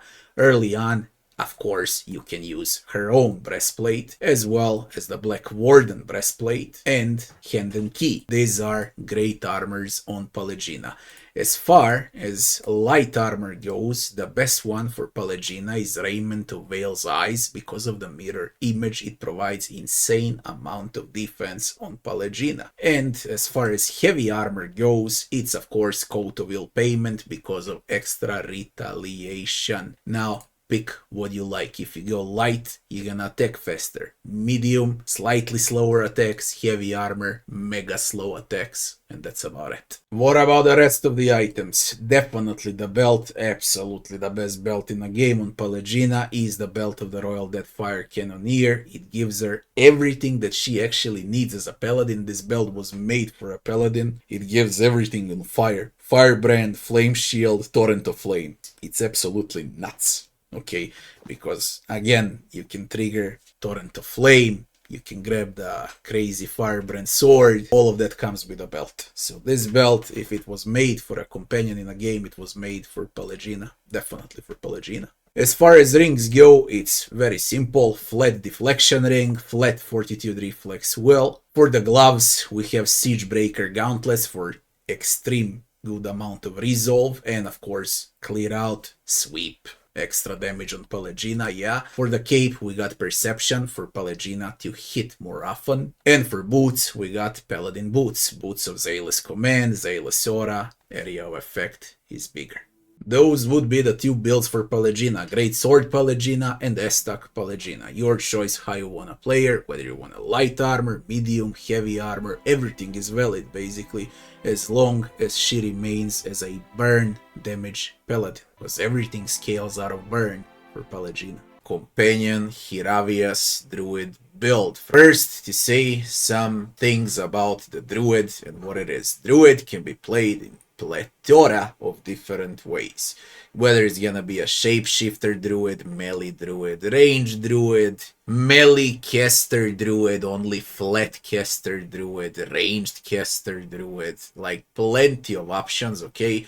And druid is actually a slightly weaker version of cleric, but still very OP and absolutely one of the best classes in the game. Spells on the druid are just way too freaking good, and that's why we won't focus this build as a shapeshifter or as a melee shapeshifter or as a melee caster. We're gonna play as a straight up caster druid, because again, spells are just so freaking brilliant that there is no need to mix everything up with other build variants. Yeah, so let's begin with Hiravias and let's create a druid. So Hiravias as a druid on level 2. What we want on Hiravias is lore, and the rest of the points will go into survival until we reach 7. The very first talent we're gonna learn on a druid is Heart of the Storm for increased shock damage. On level 3, we're going into survival, 3 points into it until we reach 7, and we say next. Now druid gets his power spike with a lot of different spells. On level 4, druid,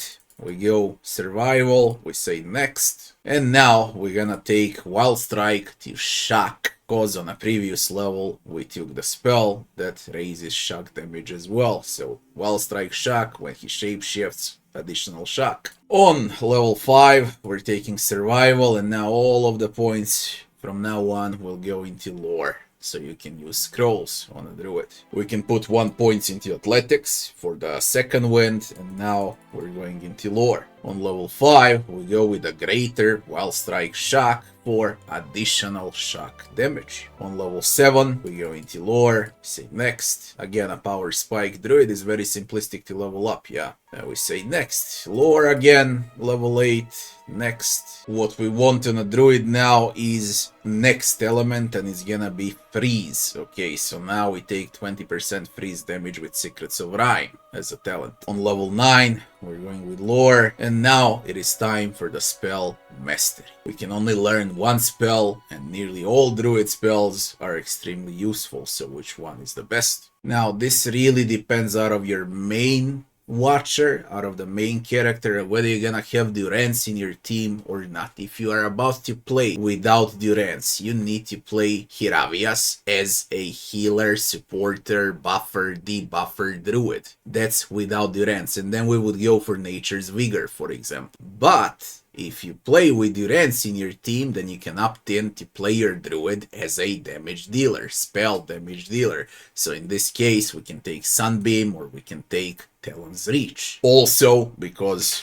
of the spell Mastery into shock, in this case, it would be Dancing Bolts. Now, how does everything work? If we took fire damage, we would take Sunbeam through talents. If we took freeze damage through talents, then we would take Winter Wind. Okay, in this case we took shock damage, so we're gonna master Dancing Bolts.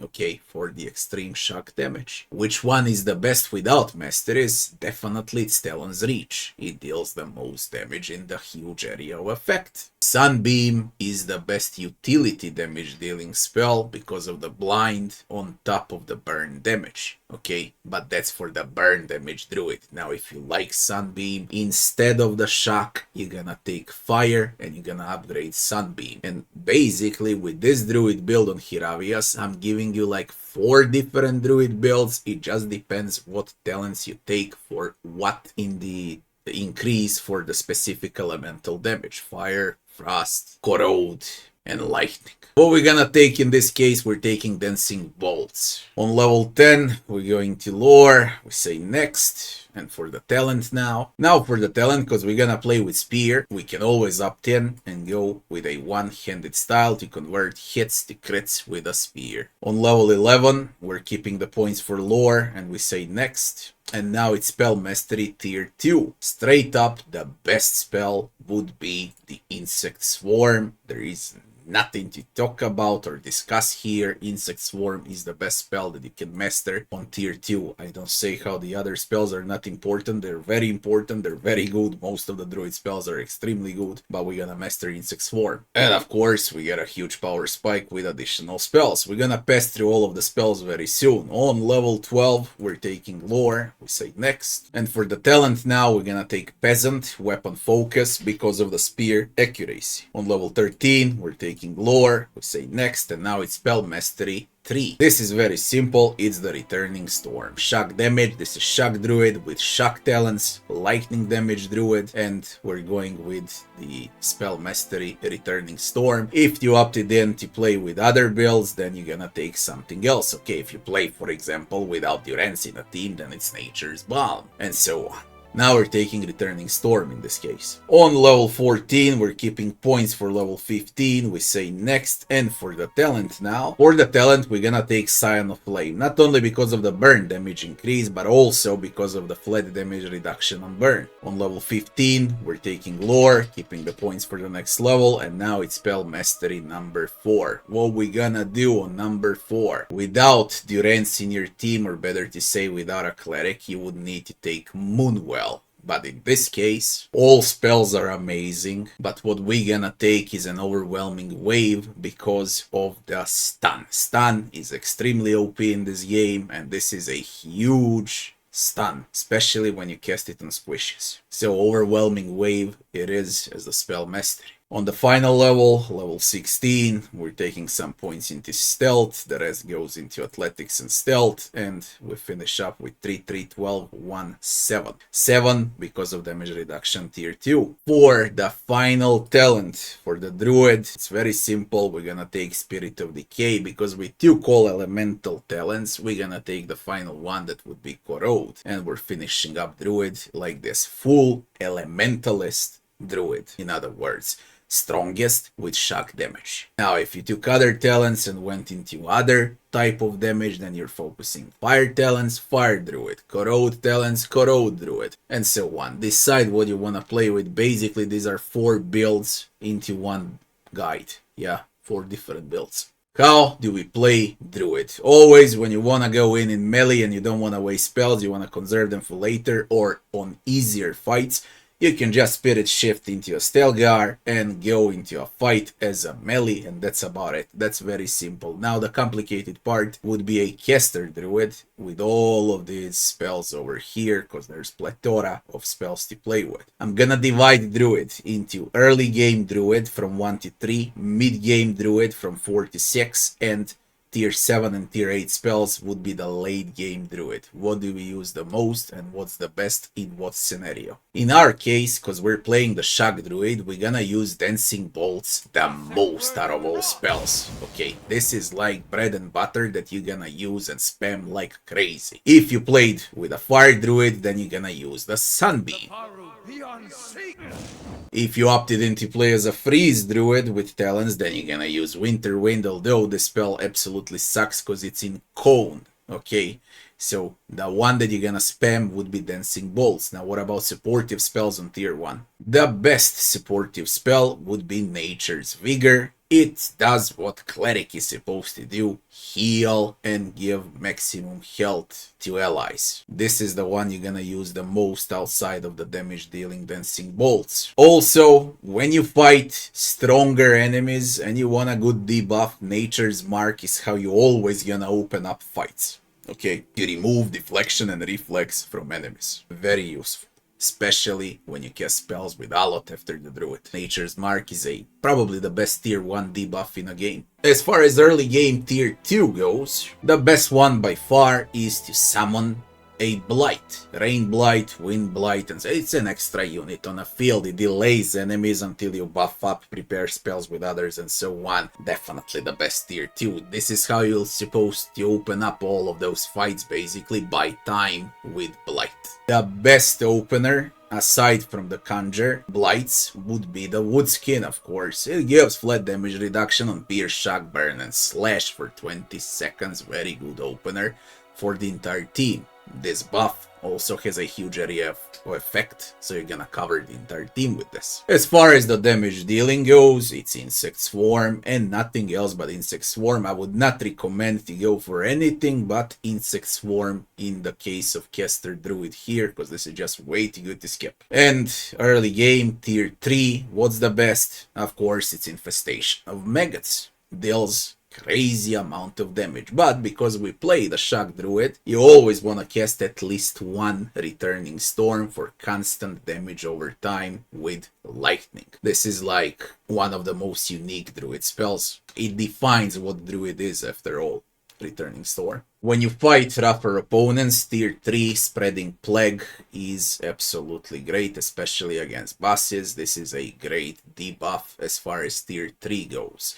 That would be early game spells, best spells on a Druid. Now the mid game, tier 4, 5, and 6. What do we use? When do we use it? How you opened up early game with a small Blight, now you're gonna open with classic Blight, or better to say medium Blight, Rain Blight, Wind Blight, Earth Blight. This is gonna buy you extreme amount of time to buff up all allies before entering combat. And this is the best freaking thing that exists on a Druid as far as tier 4 goes. It buys time. Very simple. How you open up fights from afar? You open up with a Hailstorm. Hailstorm is nuts. As you can tell here, it's a great opener, and you can open up like triple opening with, for example, Aloth's Fireball, Durance, I don't know what, Pillar of Holy Fire, and Hailstorm from Druid. That's triple opener. All you need to do is pause the game and tell them to cast, and then unpause, and it's gonna be crazy, okay, amount of burst damage over time. Absolutely the best crowd control spell on in mid-game, better to say, would be the Overwhelming Wave. It's a stun, okay? You see how it's stun?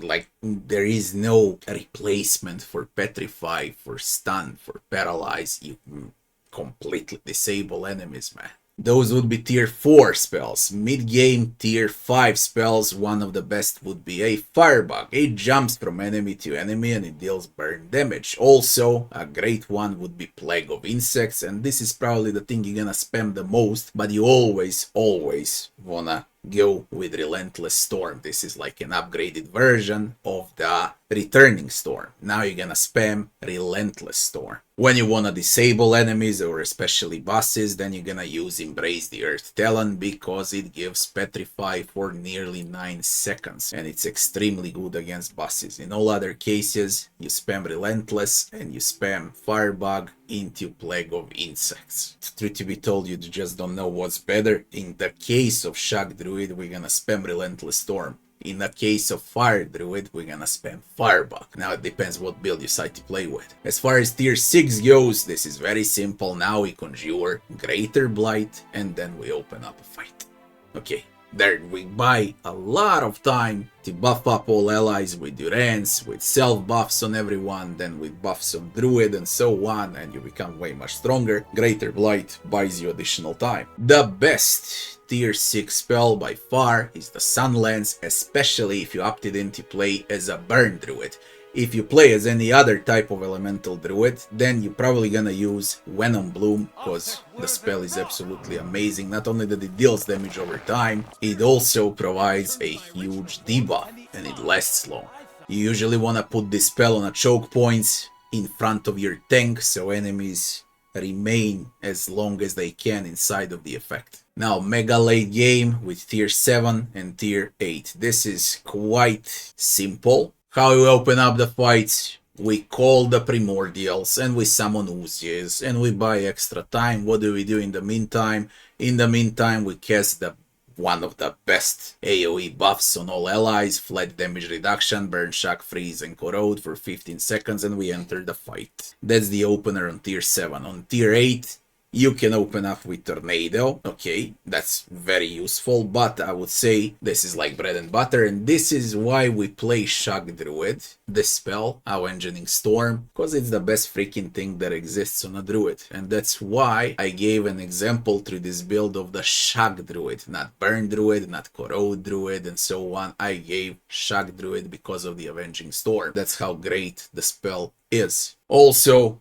you can always summon a Fire Stag, extremely OP summon. Do not forget that you have your mastery spells, use them instead of wasting points. Keep those spells for the harder fights, while always waste mastery spells first in combat. Now, what about itemization for the Druid? This is very simple. We play with a spear. The best one would be Clothaliat, and the next one would be the Vile Loner's Lance. Pick what you like to play with. You can play basically with any weapon on a caster druid, best with wands, rods, scepters, and spears. Your choice what you wanna do. For the helmet, we go with Garrott's Chorus for extra might and retaliation. Cloak, very simple, fortitude, reflex, will. As far as rings go, Gwyn's Band of Union for extra intellect, bigger area of effect. For the other ring, it's flare up deflection for some extra defenses, because druid is very squishy. For the bracers, flare up spell damage 10% with bracers of spiritual power. For the boots, we go with flat movement speed. You can go with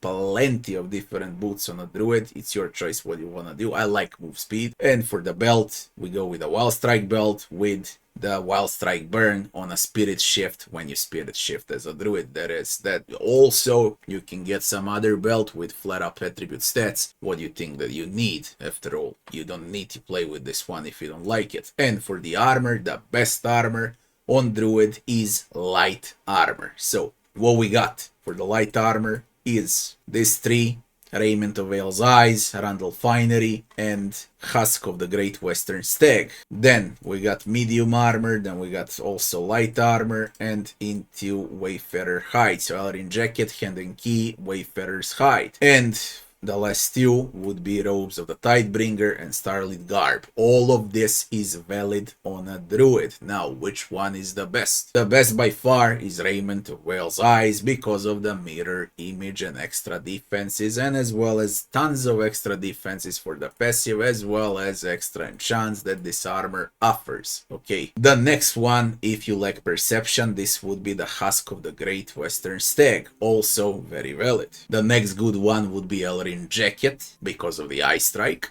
And the last good armor would be Robes of the Tidebringer. Now, how would you play with the Robes of the Tidebringer? Basically, when you waste all of your spells, okay, with a Druid, and Druid becomes completely useless, and you still want to fight and you wasted those spells, you just send Druid to die. When Druid dies, he gives Martyr on Unconscious, or better to say, he's gonna give all allies 30% attack speed as his final buff. It's quite a troll armor, but it works, and it's very, very good.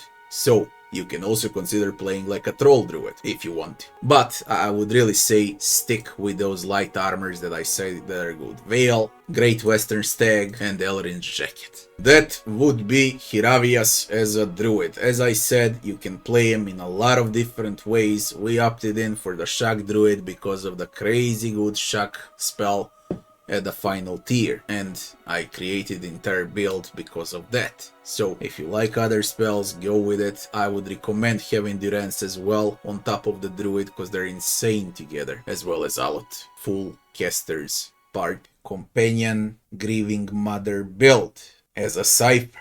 First of all, let's say a few words about Grieving Mother, or better to say a Cipher. The bigger your attack speed is, the faster you'll accumulate focus, and the faster you accumulate focus, the faster you'll be able to cast powerful Cipher spells. That's how Cipher works. What we want here is a flat DPS build, no matter where you go with the base attacks or with spells. You want to hurt with Cipher as much as you can. Let's level up Grieving Mother. As far as the skills go on Grieving Mother from level 2, what you need in a team, that's what you're gonna get. If you need lore, you'll get lore. If you need mechanics, you're gonna get mechanics. Okay, if you don't have mechanics on Aloth or on some other characters, on Kana and so on, then you're gonna get your mechanics here. If you don't play with Sagani and with her stealth, you might get stealth on Grieving Mother. So now it's your choice what you want to do and how you want to do it. What I would recommend here is ramping up stealth,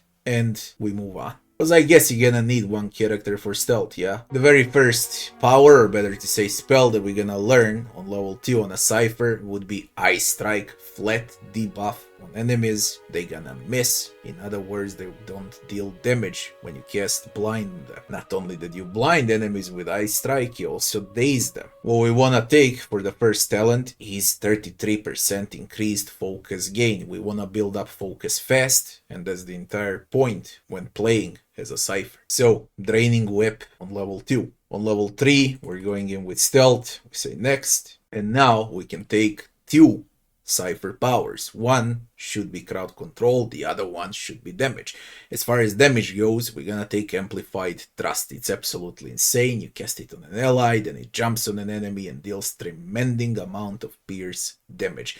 One of the best Cipher spells early on in the game. And now we can pick between Mental Binding, which would be flat paralyze on enemies, or a boss killer spell called Recall Agony. This is your choice what you wanna do. I would recommend Mental Binding, but again, Recall Agony is a boss killer. On level 4, we're sticking with stealth. We say next. And now we're gonna take Recall Agony for the bosses. Now, what we're gonna take on level 4 would be Biting Whip, or better to say, we increased range damage by 20%. On level 5, we're sticking with stealth, we say next. And now for the spells tier 3, again we can take 2. We always want to go one into crowd control, the other one into damage. Now as far as crowd control goes, it's a Puppet Master. You flat tap dominate enemy for 24 seconds, basically it's a free summon. And for the damage dealing, of course, it's Soul Ignition with 140 burn damage over 15 seconds. It's absolutely nuts. So, Puppet Master into Soul Ignition on level 5. On level 6, we're taking Stealth, we say next. And now we're gonna take yet another debuff with Secret Horrors to frighten and sicken enemies. Extremely good because it lasts very long as well. This is a huge debuff. For the talent, we're taking Greater Focus and increase maximum focus. The more focus you have, the more spells you can cast as a Cipher. On level 7, we're going with Stealth. And again, we got Power Spike here with 2 different spells, one damage, the other one for crowd control. Now, as far as crowd control goes, body attunement, you just remove damage reduction from enemies and put it on yourself. It's not about putting damage reduction on yourself, it's about removing damage reduction on an enemy. This is extremely good debuff. For the damage dealing spell, we got 2 options. The first is a Mind Lance, the second one is a Silent Scream. Mind Lance is flat damage, while Silent Scream also gives us stun and unavoidable raw damage, so in this case we're taking Silent Scream. On level 8, we're keeping the points for Stealth, and we say next. Now we're gonna take one buff. How we stole damage reduction from enemies, now we can give 10 damage reduction to allies. Usually want to give it to Eder or to some other bruiser so they can sustain more damage, so Pain Block it is. You're using Pain Block on choke points when only one character is tanking, later about it. Now what we want is weapon focus on Peasant, or better to say we want Hunting Bow, because Hunting Bow is the fastest bow in a game. On level 9 we're taking Stealth, and here we're gonna take Ringleader, or better to say this is AoE dominate, not a single target dominate anymore. Now you dominate a group of enemies to fight for you. Extremely great spell. The next one that we're gonna take is a damage dealing spell called Detonate. It's a great one because it attacks Fortitude, it deals crush damage. On level 10 we're keeping the points for Stealth. We can add 1 point into Athletics for the second wind, and we say next. And as far as the less power goes, on this tier 5 we're gonna take Borrowed Instinct. Remove perception out of enemies also means removing accuracy out of enemies. They're gonna hit you less, so Borrowed Instinct in this case. Now for the talents, into offensive talents we're gonna take Marksman, or better to say we're gonna get additional accuracy with a Hunting Bow. On level 11 we're going with Stealth, we say next. And for tier 6 powers, as far as the damage dealing spell goes, it's Disintegration. It's 330 raw damage, it's absolutely nuts. And the other one that we're gonna take is Amplified Wave, so we can make enemies prone for over 10 seconds. On level 12 we're keeping the points for Stealth, we say next, and now we're gonna take Mind Plague for Daze and Confuse, and it jumps also on targets. Great crowd control spell, but definitely gonna use prone more often than this one. And now it is time that we take Psychic Backlash. Whenever someone attacks Cipher's will, they get stunned immediately for nearly 5 seconds. Extremely good to have. On this level again, on level 13, we're taking Stealth, and for the tier 7 powers, now we take both Stasis Shell and Time Parasite. On level 14, we just say next, and we're gonna learn Tactical Meld from tier 5 this time. As far as the talents go, it's Brutal Backlash. It's basically an upgrade to the previous Backlash that we took. Not only that you're gonna stun enemies when you defend versus will, you're also gonna deal raw damage to those enemies. On level 15, we're taking Stealth. And the final tier for the Cipher powers would be Reaping Knives, that is extremely great summon, and Defensive Mind Web, which is extremely great friendly aura. For the final level, level 16, we're gonna put point into Survival, Mechanics, Lore, Athletics, until we expend all the points, because now we got huge amount of Stealth, and this is how it's supposed to look like at the end of level 16 for the Cipher. You only care about Stealth basically here. The final spell that we're gonna learn, or better to say the final power, would be the tier 1 Tenuous Grasp for the extra fright. And this is how we finish the Cipher. As far as the last talent goes, what we wanna take here instead of the usual sneak attack is Outlander Frenzy, because it gives extra attack speed and extra damage. Now, damage so and so, but extra attack speed means huge pile up of focus okay? And you need focus to cast spells. So we're using Outlander's Frenzy, and we're finishing with the Cipher. How do we play Cipher? You sneak and you wait to attack enemies and build up focus with basic attack. When fighting a tougher enemy, you wanna cast Ice Strike. Early game, the best damage dealing spell would be Amplified Trust. When enemies are annoying, you can always opt in to paralyze them with Mental Binding. Also, early game, one of the best damage dealing spells is Soul Ignition, and you can always opt in to Charm. Now, what is the priority here? Definitely, it's Dominate. Dominate is absolutely great. Mid-game, 4, 5, and 6. The best one in tier 4 would be the Silent Scream, and you're gonna use it often. Then, also, you can opt in for Detonate when you need damage, but Borrowed Instinct is the boss killer. And on tier 6, the best one by far would be Mind Plague, or better to say AoE, Dazed and Confused. Late game, tier 7 and tier 8, you wanna rush down Defensive Mind Web to get those defenses on all allies at maximum. This is extremely good, especially when you have an Omega tank in your team. Everyone takes his defenses and everyone becomes an Omega tank while the defensive mind web lasts, and it's not little, it's 44 seconds. It's absolutely crazy good. I'm not saying how summoning is not great with Ripping Knives, but this is just for Pot of the Damned. Defensive Mind Web is the best Cipher spell in the game.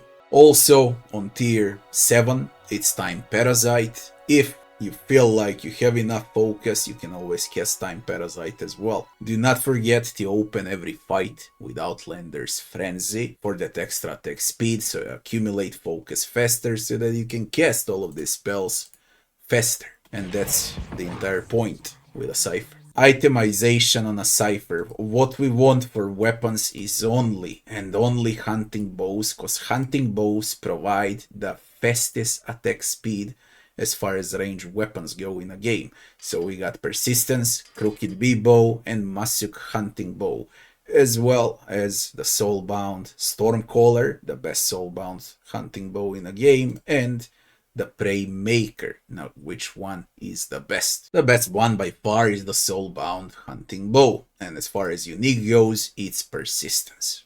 And that's about it. Now, as far as the armor goes, I was using the Husk of the Great Western Stag as the armor. You wanna be in light armor non-stop, and the next options that you have would be these three: Raiment of Whale's Eyes, Angia's Gambizon, and Elrin Jacket. The best one by far would be Mirror Image, Raiment of Whale's Eyes, to equip on a Cipher.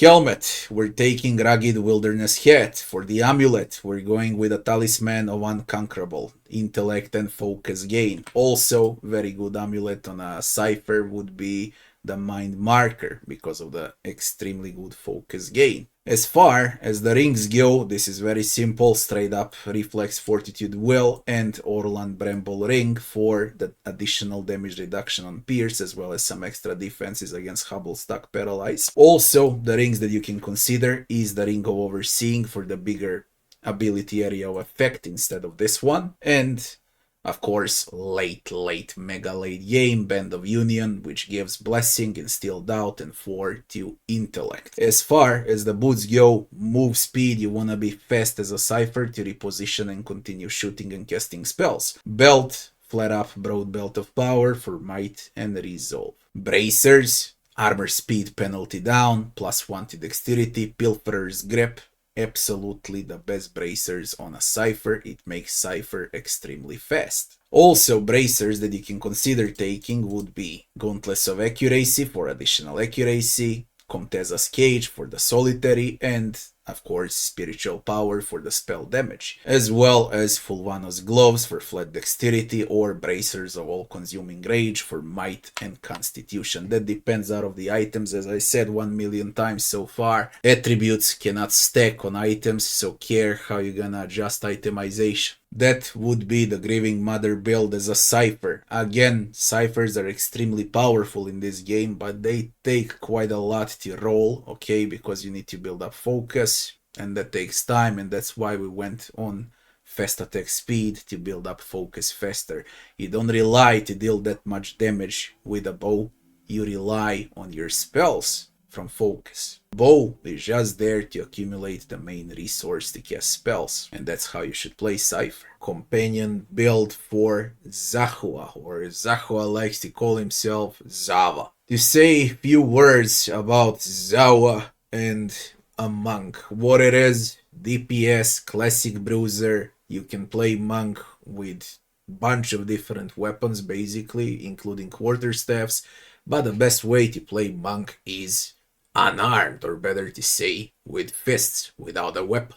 What monk provides to the team is a bit of everything, but most of it is flat up tanking, single target damage, and that's about it. Does that mean how the monk is not a good class? Far from it. Monk is an extremely good class to play with, including this companion, Zahua. Let's level up monk. What we need is 7 points into survival, and everything else goes to athletics. This is level 2, and for the very first talent, we're gonna take mortification for the soul, extra wounds. Monk uses wounds. When he collects enough amount of wounds during combat, he is able to cast his powerful spells. So the first one is mortification of the soul, extra wounds. On the next level we go with survival and athletics on level 3, and then we're taking swift strikes. It's flat 25% attack speed for 10 seconds, only 1 wound required to cast this one. Very good that this is flat DPS. On level 4 we're going in survival and athletics again, and we say next.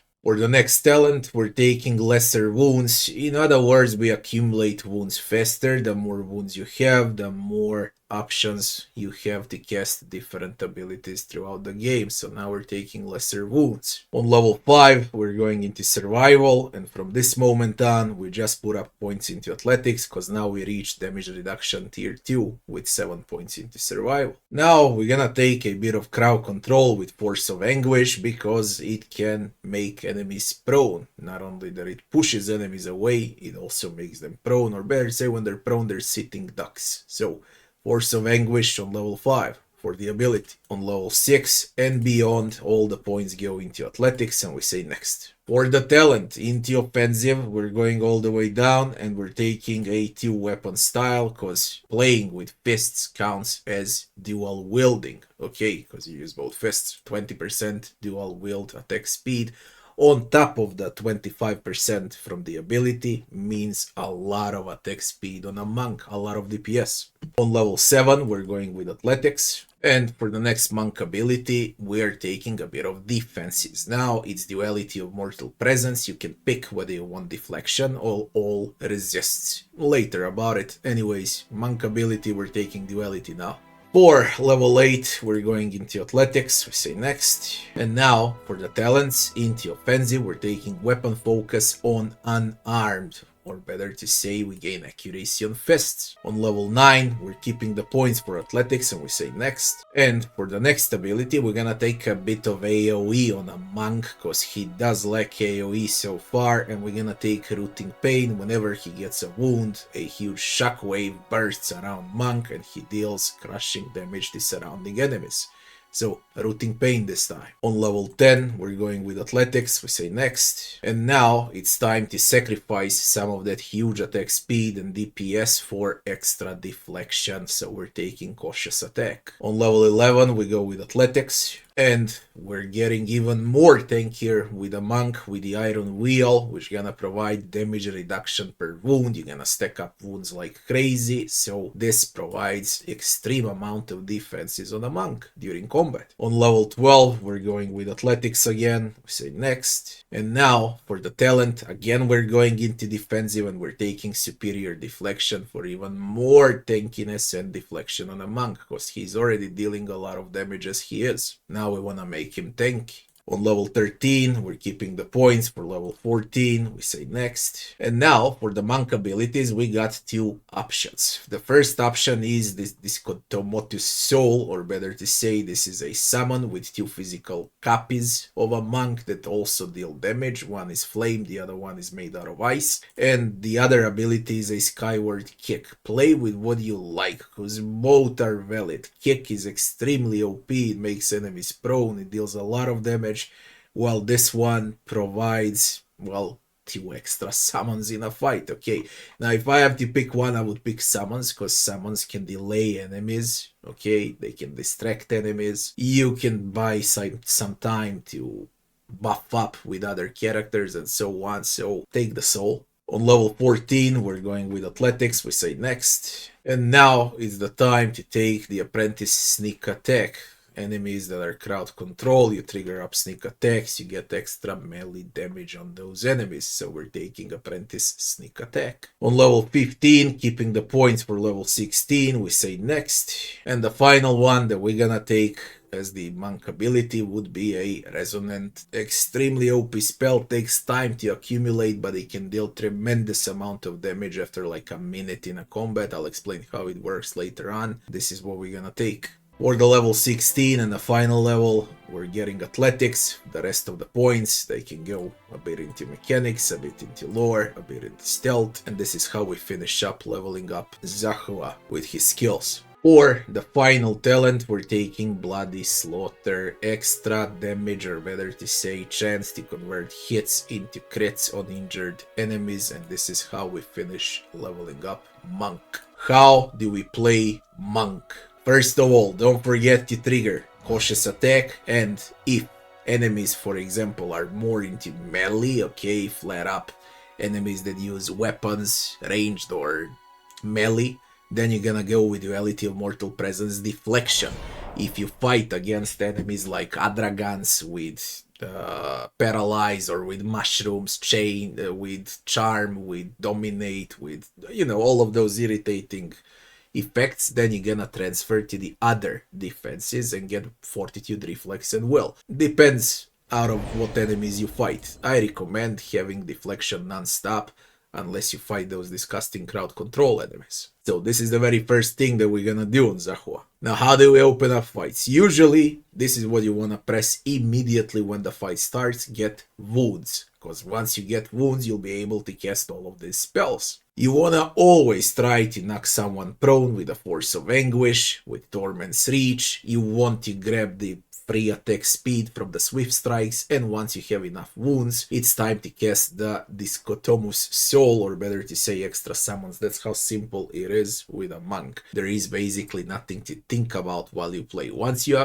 spam all of these spells and the fight lasts longer and you accumulate a lot of wounds, it's time to press the Resonant Touch and destroy all enemies in a circle around the monk. That's about it. What about itemization on a monk? If you opted in for fists, you leave weapon sets open like this. You don't equip any weapon. If you opted in to play monk with a weapon, the great weapon to play with is with a staff, but you'll need to switch weapon focus on a quarterstaff. The best quarterstaff on a monk by far is a greenstone staff. In a White Marsh 1, you can find this one very fast, and it's quite easy to level up as well, so this is the best staff that you can get with a lot of great abilities. Also, even when you play unarmed and you have the greenstone staff, you can upgrade the greenstone staff, and you can always transfer to it, use it for the middle shell, use it for the iron skin, okay? You can always use that and then just transfer to fists, okay? With another weapon set and fight after all of those self buffs. As far as other staffs go, these are the best quarterstaffs that you can play with as a monk. Lavran Stick, Guildmaster Staff, Taluntian Staff, and Wend Walker. What do I recommend? All of these quarterstaffs are absolutely great, but the best one that merges the best with a monk is Flat Attack Speed Lavran Stick, if you decide to play with a quarterstaff. If you want to play as a tanky monk, so that would be without Eder in your team as a fighter, as a tank, then you want to play with a Windwalker. And that's the entire philosophy around quarterstaffs and a monk. But I do recommend to everyone to play unarmed, because it's just absolutely insane. You can see the stats. What about armor? The best armor is Vegnata Rugia on a monk. Also, valid armors on a monk are these three: Engia's Gambizon, Elrin Jacket, and Raiment of Whale's Eyes. This provides mirror image, this provides eye strike, and this provides alacrity of motion. Which one is the best out of these three? If you don't have this one, Vegnata Rugia, the best one is this with a mirror image on a monk. extra defenses. Now, what about a helmet? Helmet, we play with a tempered helm. For the amulet, we're going with Niden's Finger for Constitution. For the gloves, we have monk gloves with raw damage per wound, because you're gonna have a lot of wounds, you're gonna deal also a lot of raw damage. For the rings, it's very simple, Fortitude Reflex Will, and the other one is Flare Up Deflection. For the boots, we have monk boots, unarmed damage, okay? The best boots on a monk when you play unarmed. And for the belt, we got Broad Belt of Power for extra might and resolve, and that would be the entire philosophy around itemization for Zahua, for the monk. Is he worth playing? Not as much, because in White March most of the enemies are crush resist and he deals crush damage. Whether you decide to play unarmed or with a staff, most enemies are immune to crush damage, which makes monks as a class completely useless in the DLC, and you get this companion in a DLC, which is absolutely hilarious, but he is completely valid, for example, on other areas in the game, like Odua, Twin Elms, and so on. Then he's very strong, but as far as the DLC part, he's completely useless. Because that's how the game is, which also makes monk class, this game makes monk class quite useless because of some immunity enemies on this crushing damage. Other classes always switch between weapons, monks cannot, most of the damage is crush. Companion, Maneha, Barbarian build. To say a few things about Maneha as a Barbarian. Barbarians are there to go into the fray, use their rage, their fury, fight off enemies, deal a lot of DPS and sustain a lot of damage. They're classic bruisers, okay? They got crowd control, single target damage, AoE damage as well, but all of it is physical. Let's level up Maneha. We want 7 points into survival and everything else will go into athletics. So, level 2. We plan to dual wield Maneha, so we're gonna take Accurate Carnage for extra accuracy. On level 3, we're going with Survival and with Athletics. For the first Barbarian ability, of course, we're taking Frenzy, flat up stats increase damage. There is nothing better on Barbarian than Frenzy, and that's about it. On level 4, we're going with Survival and with Athletics again. And we say next. We're immediately upgrading Frenzy into Greater Frenzy. On level 5, we're going into Survival, and now we stop because of damage reduction 2 while resting, and all of the other points now will go into Athletics till the very end. For the Barbarian ability here, we're gonna take one stands alone. This flare up melee damage percentage increase is just way too good to skip, and of course,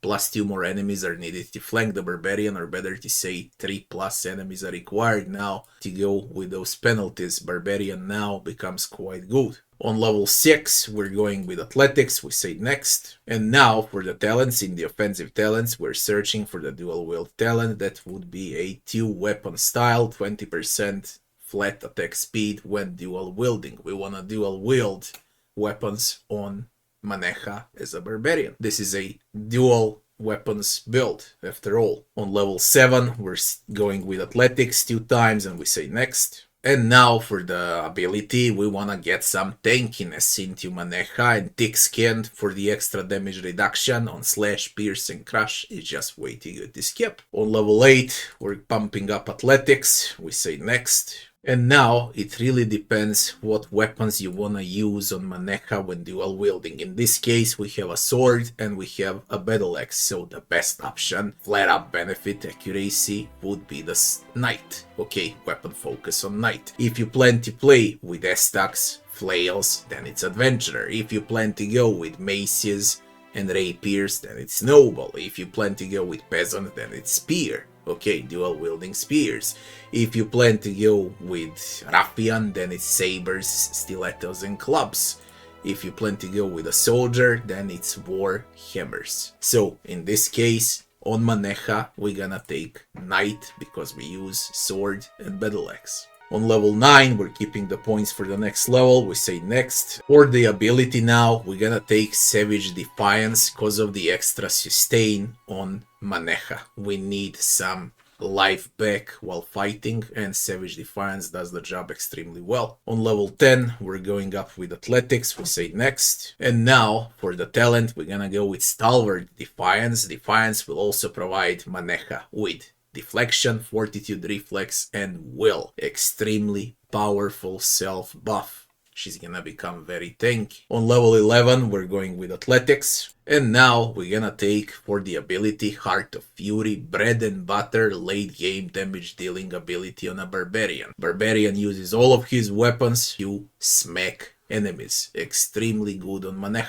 On level 12, we're getting Athletics again. We say next. And now, cause we took attack speed on dual wielding, now we can sacrifice the 20% in attack speed to get flat melee damage reduction bypass on Maneha with vulnerable attack talent. On level 13, we're keeping the points for level 14 for the Athletics. We say next. And now we're gonna take the most fun in Barbarian as far as abilities go. It's the Dragon Leap. You leap above and reposition while dealing damage on the place where you land. This is extremely powerful ability on a Barbarian and extremely fun as well. On level 14, we're going with Athletics. We say next. And now, because we got extreme amount of accuracy, we can sacrifice Maneha's accuracy, -5, to get 20% melee damage with a Savage attack. This is extremely good talent on Maneha. On level 15, we're keeping the points for level 16. We say next. And for the final level on Maneha, we're gonna take Brute Force, Flare Up, Attack Fortitude instead of Deflection. What Brute Force does, basically,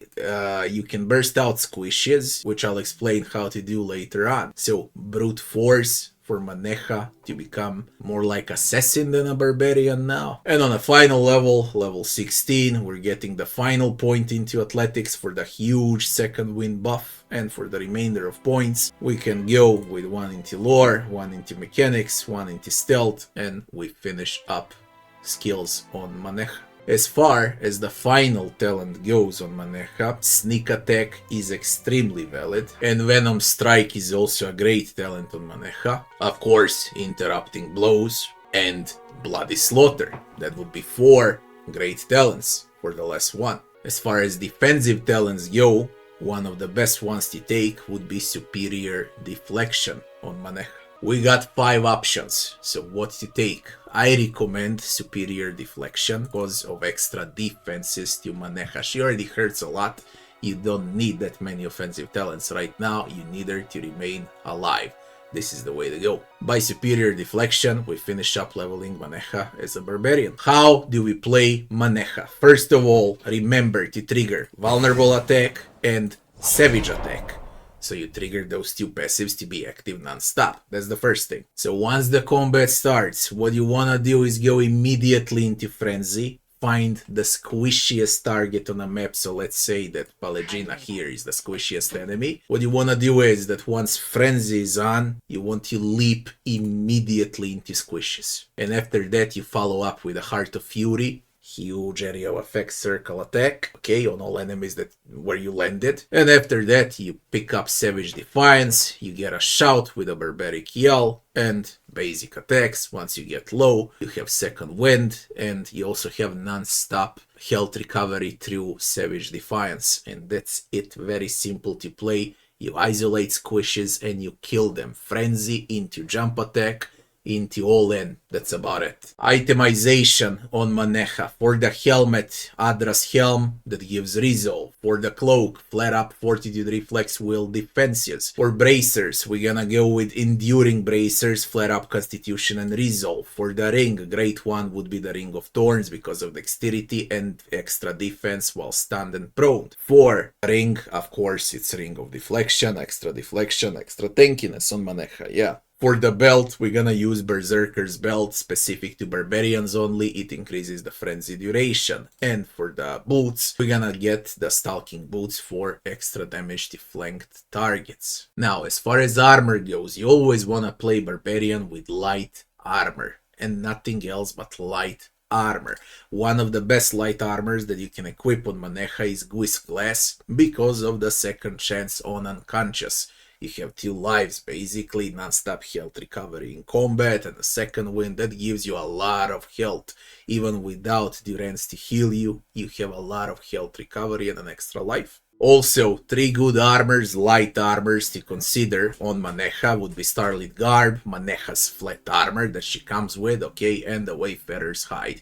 They're all completely valid, and she's gonna be quite good in those armors as well, but I recommend Quiz Glass. As far as one-handers go, I told you what we took. We took Knight, so we took Sword, and we took a Battle Axe, so she scales like crazy with those 2.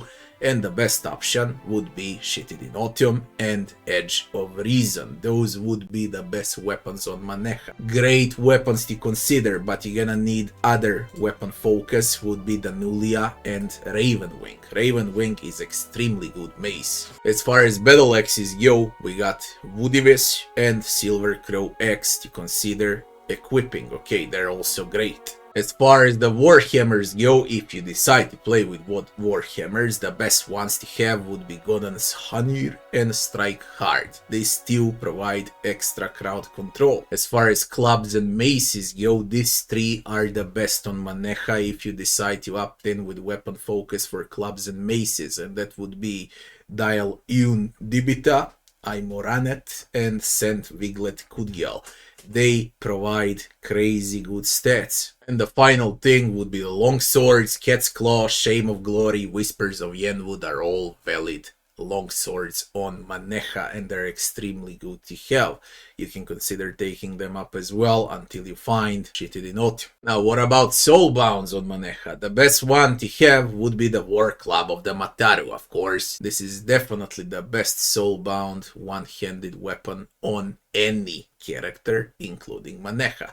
The next one would be Steadfast, so you can also opt in to dual wield with this too, if you want to. That would be Maneha build as a Barbarian. Again, she's extremely strong, extremely fun to play with. Barbarians are very useful in this game, and they're as good damage dealers as Wizards, for example. Companion Devil of Caroc build. First of all, let's speak a bit about Rogue and Devil of Caroc. Devil of Caroc is a robotic companion, and she is very specific and unique in the game. A rogue means an assassin. In this case, we're gonna dual wield Devil of Caroc. She's very proficient in stealth, sneak attacks. That's what a rogue is, after all. Let's begin with leveling Devil of Caroc. On level 2, what we want is maxing out stealth, and stealth only until the very end of the game. So stealth for Devil of Caroc, and now, very simple, we're taking backstab, 150% increased melee damage. Of course, you need to be in stealth or invisible. Rogue provides a lot of that, so this is huge damage boost. On level 3, we're sticking with stealth, we say next. And here, for the first rogue ability, we're gonna take passive Dirty Fighting, where she converts hits to crits. You wanna crit with rogue as much as possible. On level 4, we're sticking with stealth.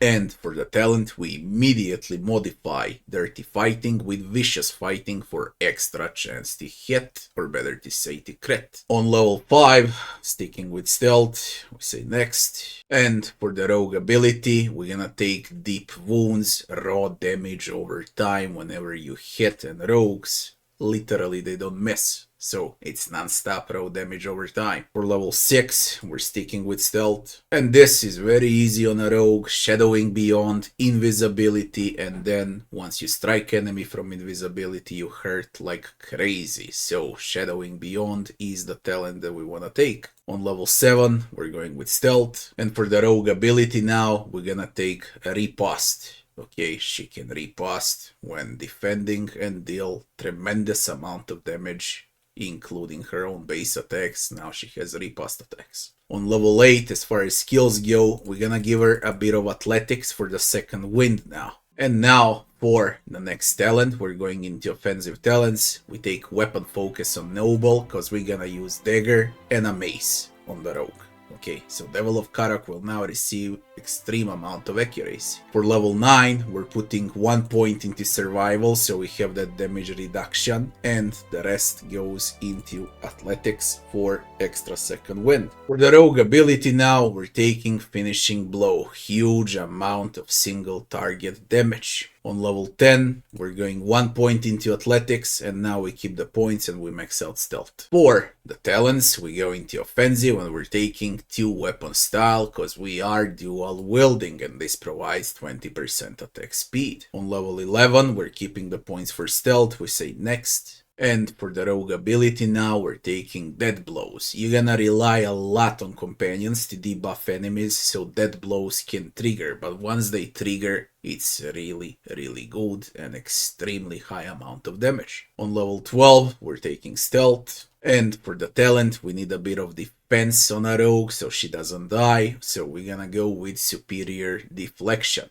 Now, on level 13, we're sticking with stealth, and this is the time when we're gonna take Shadow Step. Shadow Step teleports you straight to enemy and allows you to burst them out. Extremely good ability on a melee rogue. On level 14, we're keeping the points. For level 15, we're saying next. And now, we're gonna give rogue cautious attack. The reason is very simple. We want her to be tanky and flat. Decrease in attack speed is negated, okay, by dual wielding 20% attack speed, so cautious attack it is. On level 15, we're going with stealth, we say next. And for the final rogue ability, we're gonna take fearsome strike. On level 16 now, we're maxing out athletics, get 1 point into lore and 1 point into mechanics, and we finish with skills. The final thing now that we're gonna take on a rogue would be a savage attack. Less accuracy, but accuracy is so freaking high. On a rogue, you can easily sacrifice accuracy to get increased melee damage 20% with a savage attack. How do we play Devil of Caroc? The first thing is, once the fight is rough, we want to play with cautious attack when only one enemy remains, or a boss. Okay, so lower amount of enemies. Then we're gonna switch to savage attack and attack enemies with even more power. Okay, at the start of combat, you usually want to open up with the cautious attack. The next thing that you want to do at the start of combat is, of course, always sneaking. So you hit an enemy while sneaking. You can hit them with the fearsome strike for the debuffs. You can hit them with a finishing blow because it deals insane amount of damage. Then you go into invisibility mode again, and again you hit them with a finishing blow or a blinding strike, and then you can use basic attacks. That's about it with rogue. You go in, hit, and get out, and repeat until enemies die. You gotta keep rogue safe with your cleric, or better to say with your priest, with Durance. Rogues are extremely squishy. This is a bit tankier build on a rogue, and you're gonna be fine like this. Now, speaking about being squishy and itemization, Devil of Caroc cannot wear armors, same like Pallegina cannot wear any helmets. So she's got her own Devil of Caroc's body that you're gonna need to upgrade to maximum, okay? And this is how it's supposed to look like. As far as helmet goes, we're playing with ultimate hat of Alluring Perfection. As far as the cape goes, the cloak, we have Rufex Watchful Cloak for extra perception. For the gloves, we take Killer's Work, 10 to finishing blow damage on a rogue. For the rings, we have Ring of Changing Heart, which grants Dominate, where you can dominate enemies, and it also gives +3 to resolve, and the other ring is Flare Up, Fortitude, Reflex, and Will. For boots, we have Rogue Boots that give Flare Up Stealth, and for the belt, Riona's Buckle that gives accuracy when below 50% endurance, as well as some extra defenses against disease and poison, and this is how Devil of Caroc should look like. Now, what about items? Best items in the game, and definitely the only items that you should use on a melee rogue, are these two: Night Shroud and the Unlabored Blade. Night Shroud is extremely good soulbound item, mace, while the Unlabored Blade is definitely the best weapon, not as soulbound, but the best weapon in the game. It's one of the very few mythic weapons that exists, and she, or better to say Devil of Caroc, will hurt like hell with the Unlabored Blade once you scale it all the way up. Although this is extremely hard weapon to scale up. As I said, very good accuracy, you won't miss with Devil of Caroc, but you gotta have one thing in mind. Rogue goes into the fight absolutely last. So you go in with Eder as a tank, then with your main if you play as a Barbarian or a Paladin, then you go with Pallegina, then with everyone else, okay? And then comes the Rogue to clean everything up with finishing blows and invisibility. That's how you're supposed to play Rogue. You gotta sneak. If you enjoyed the video, don't forget to like, share and subscribe, and I'll be seeing you on the next one. Thanks for watching.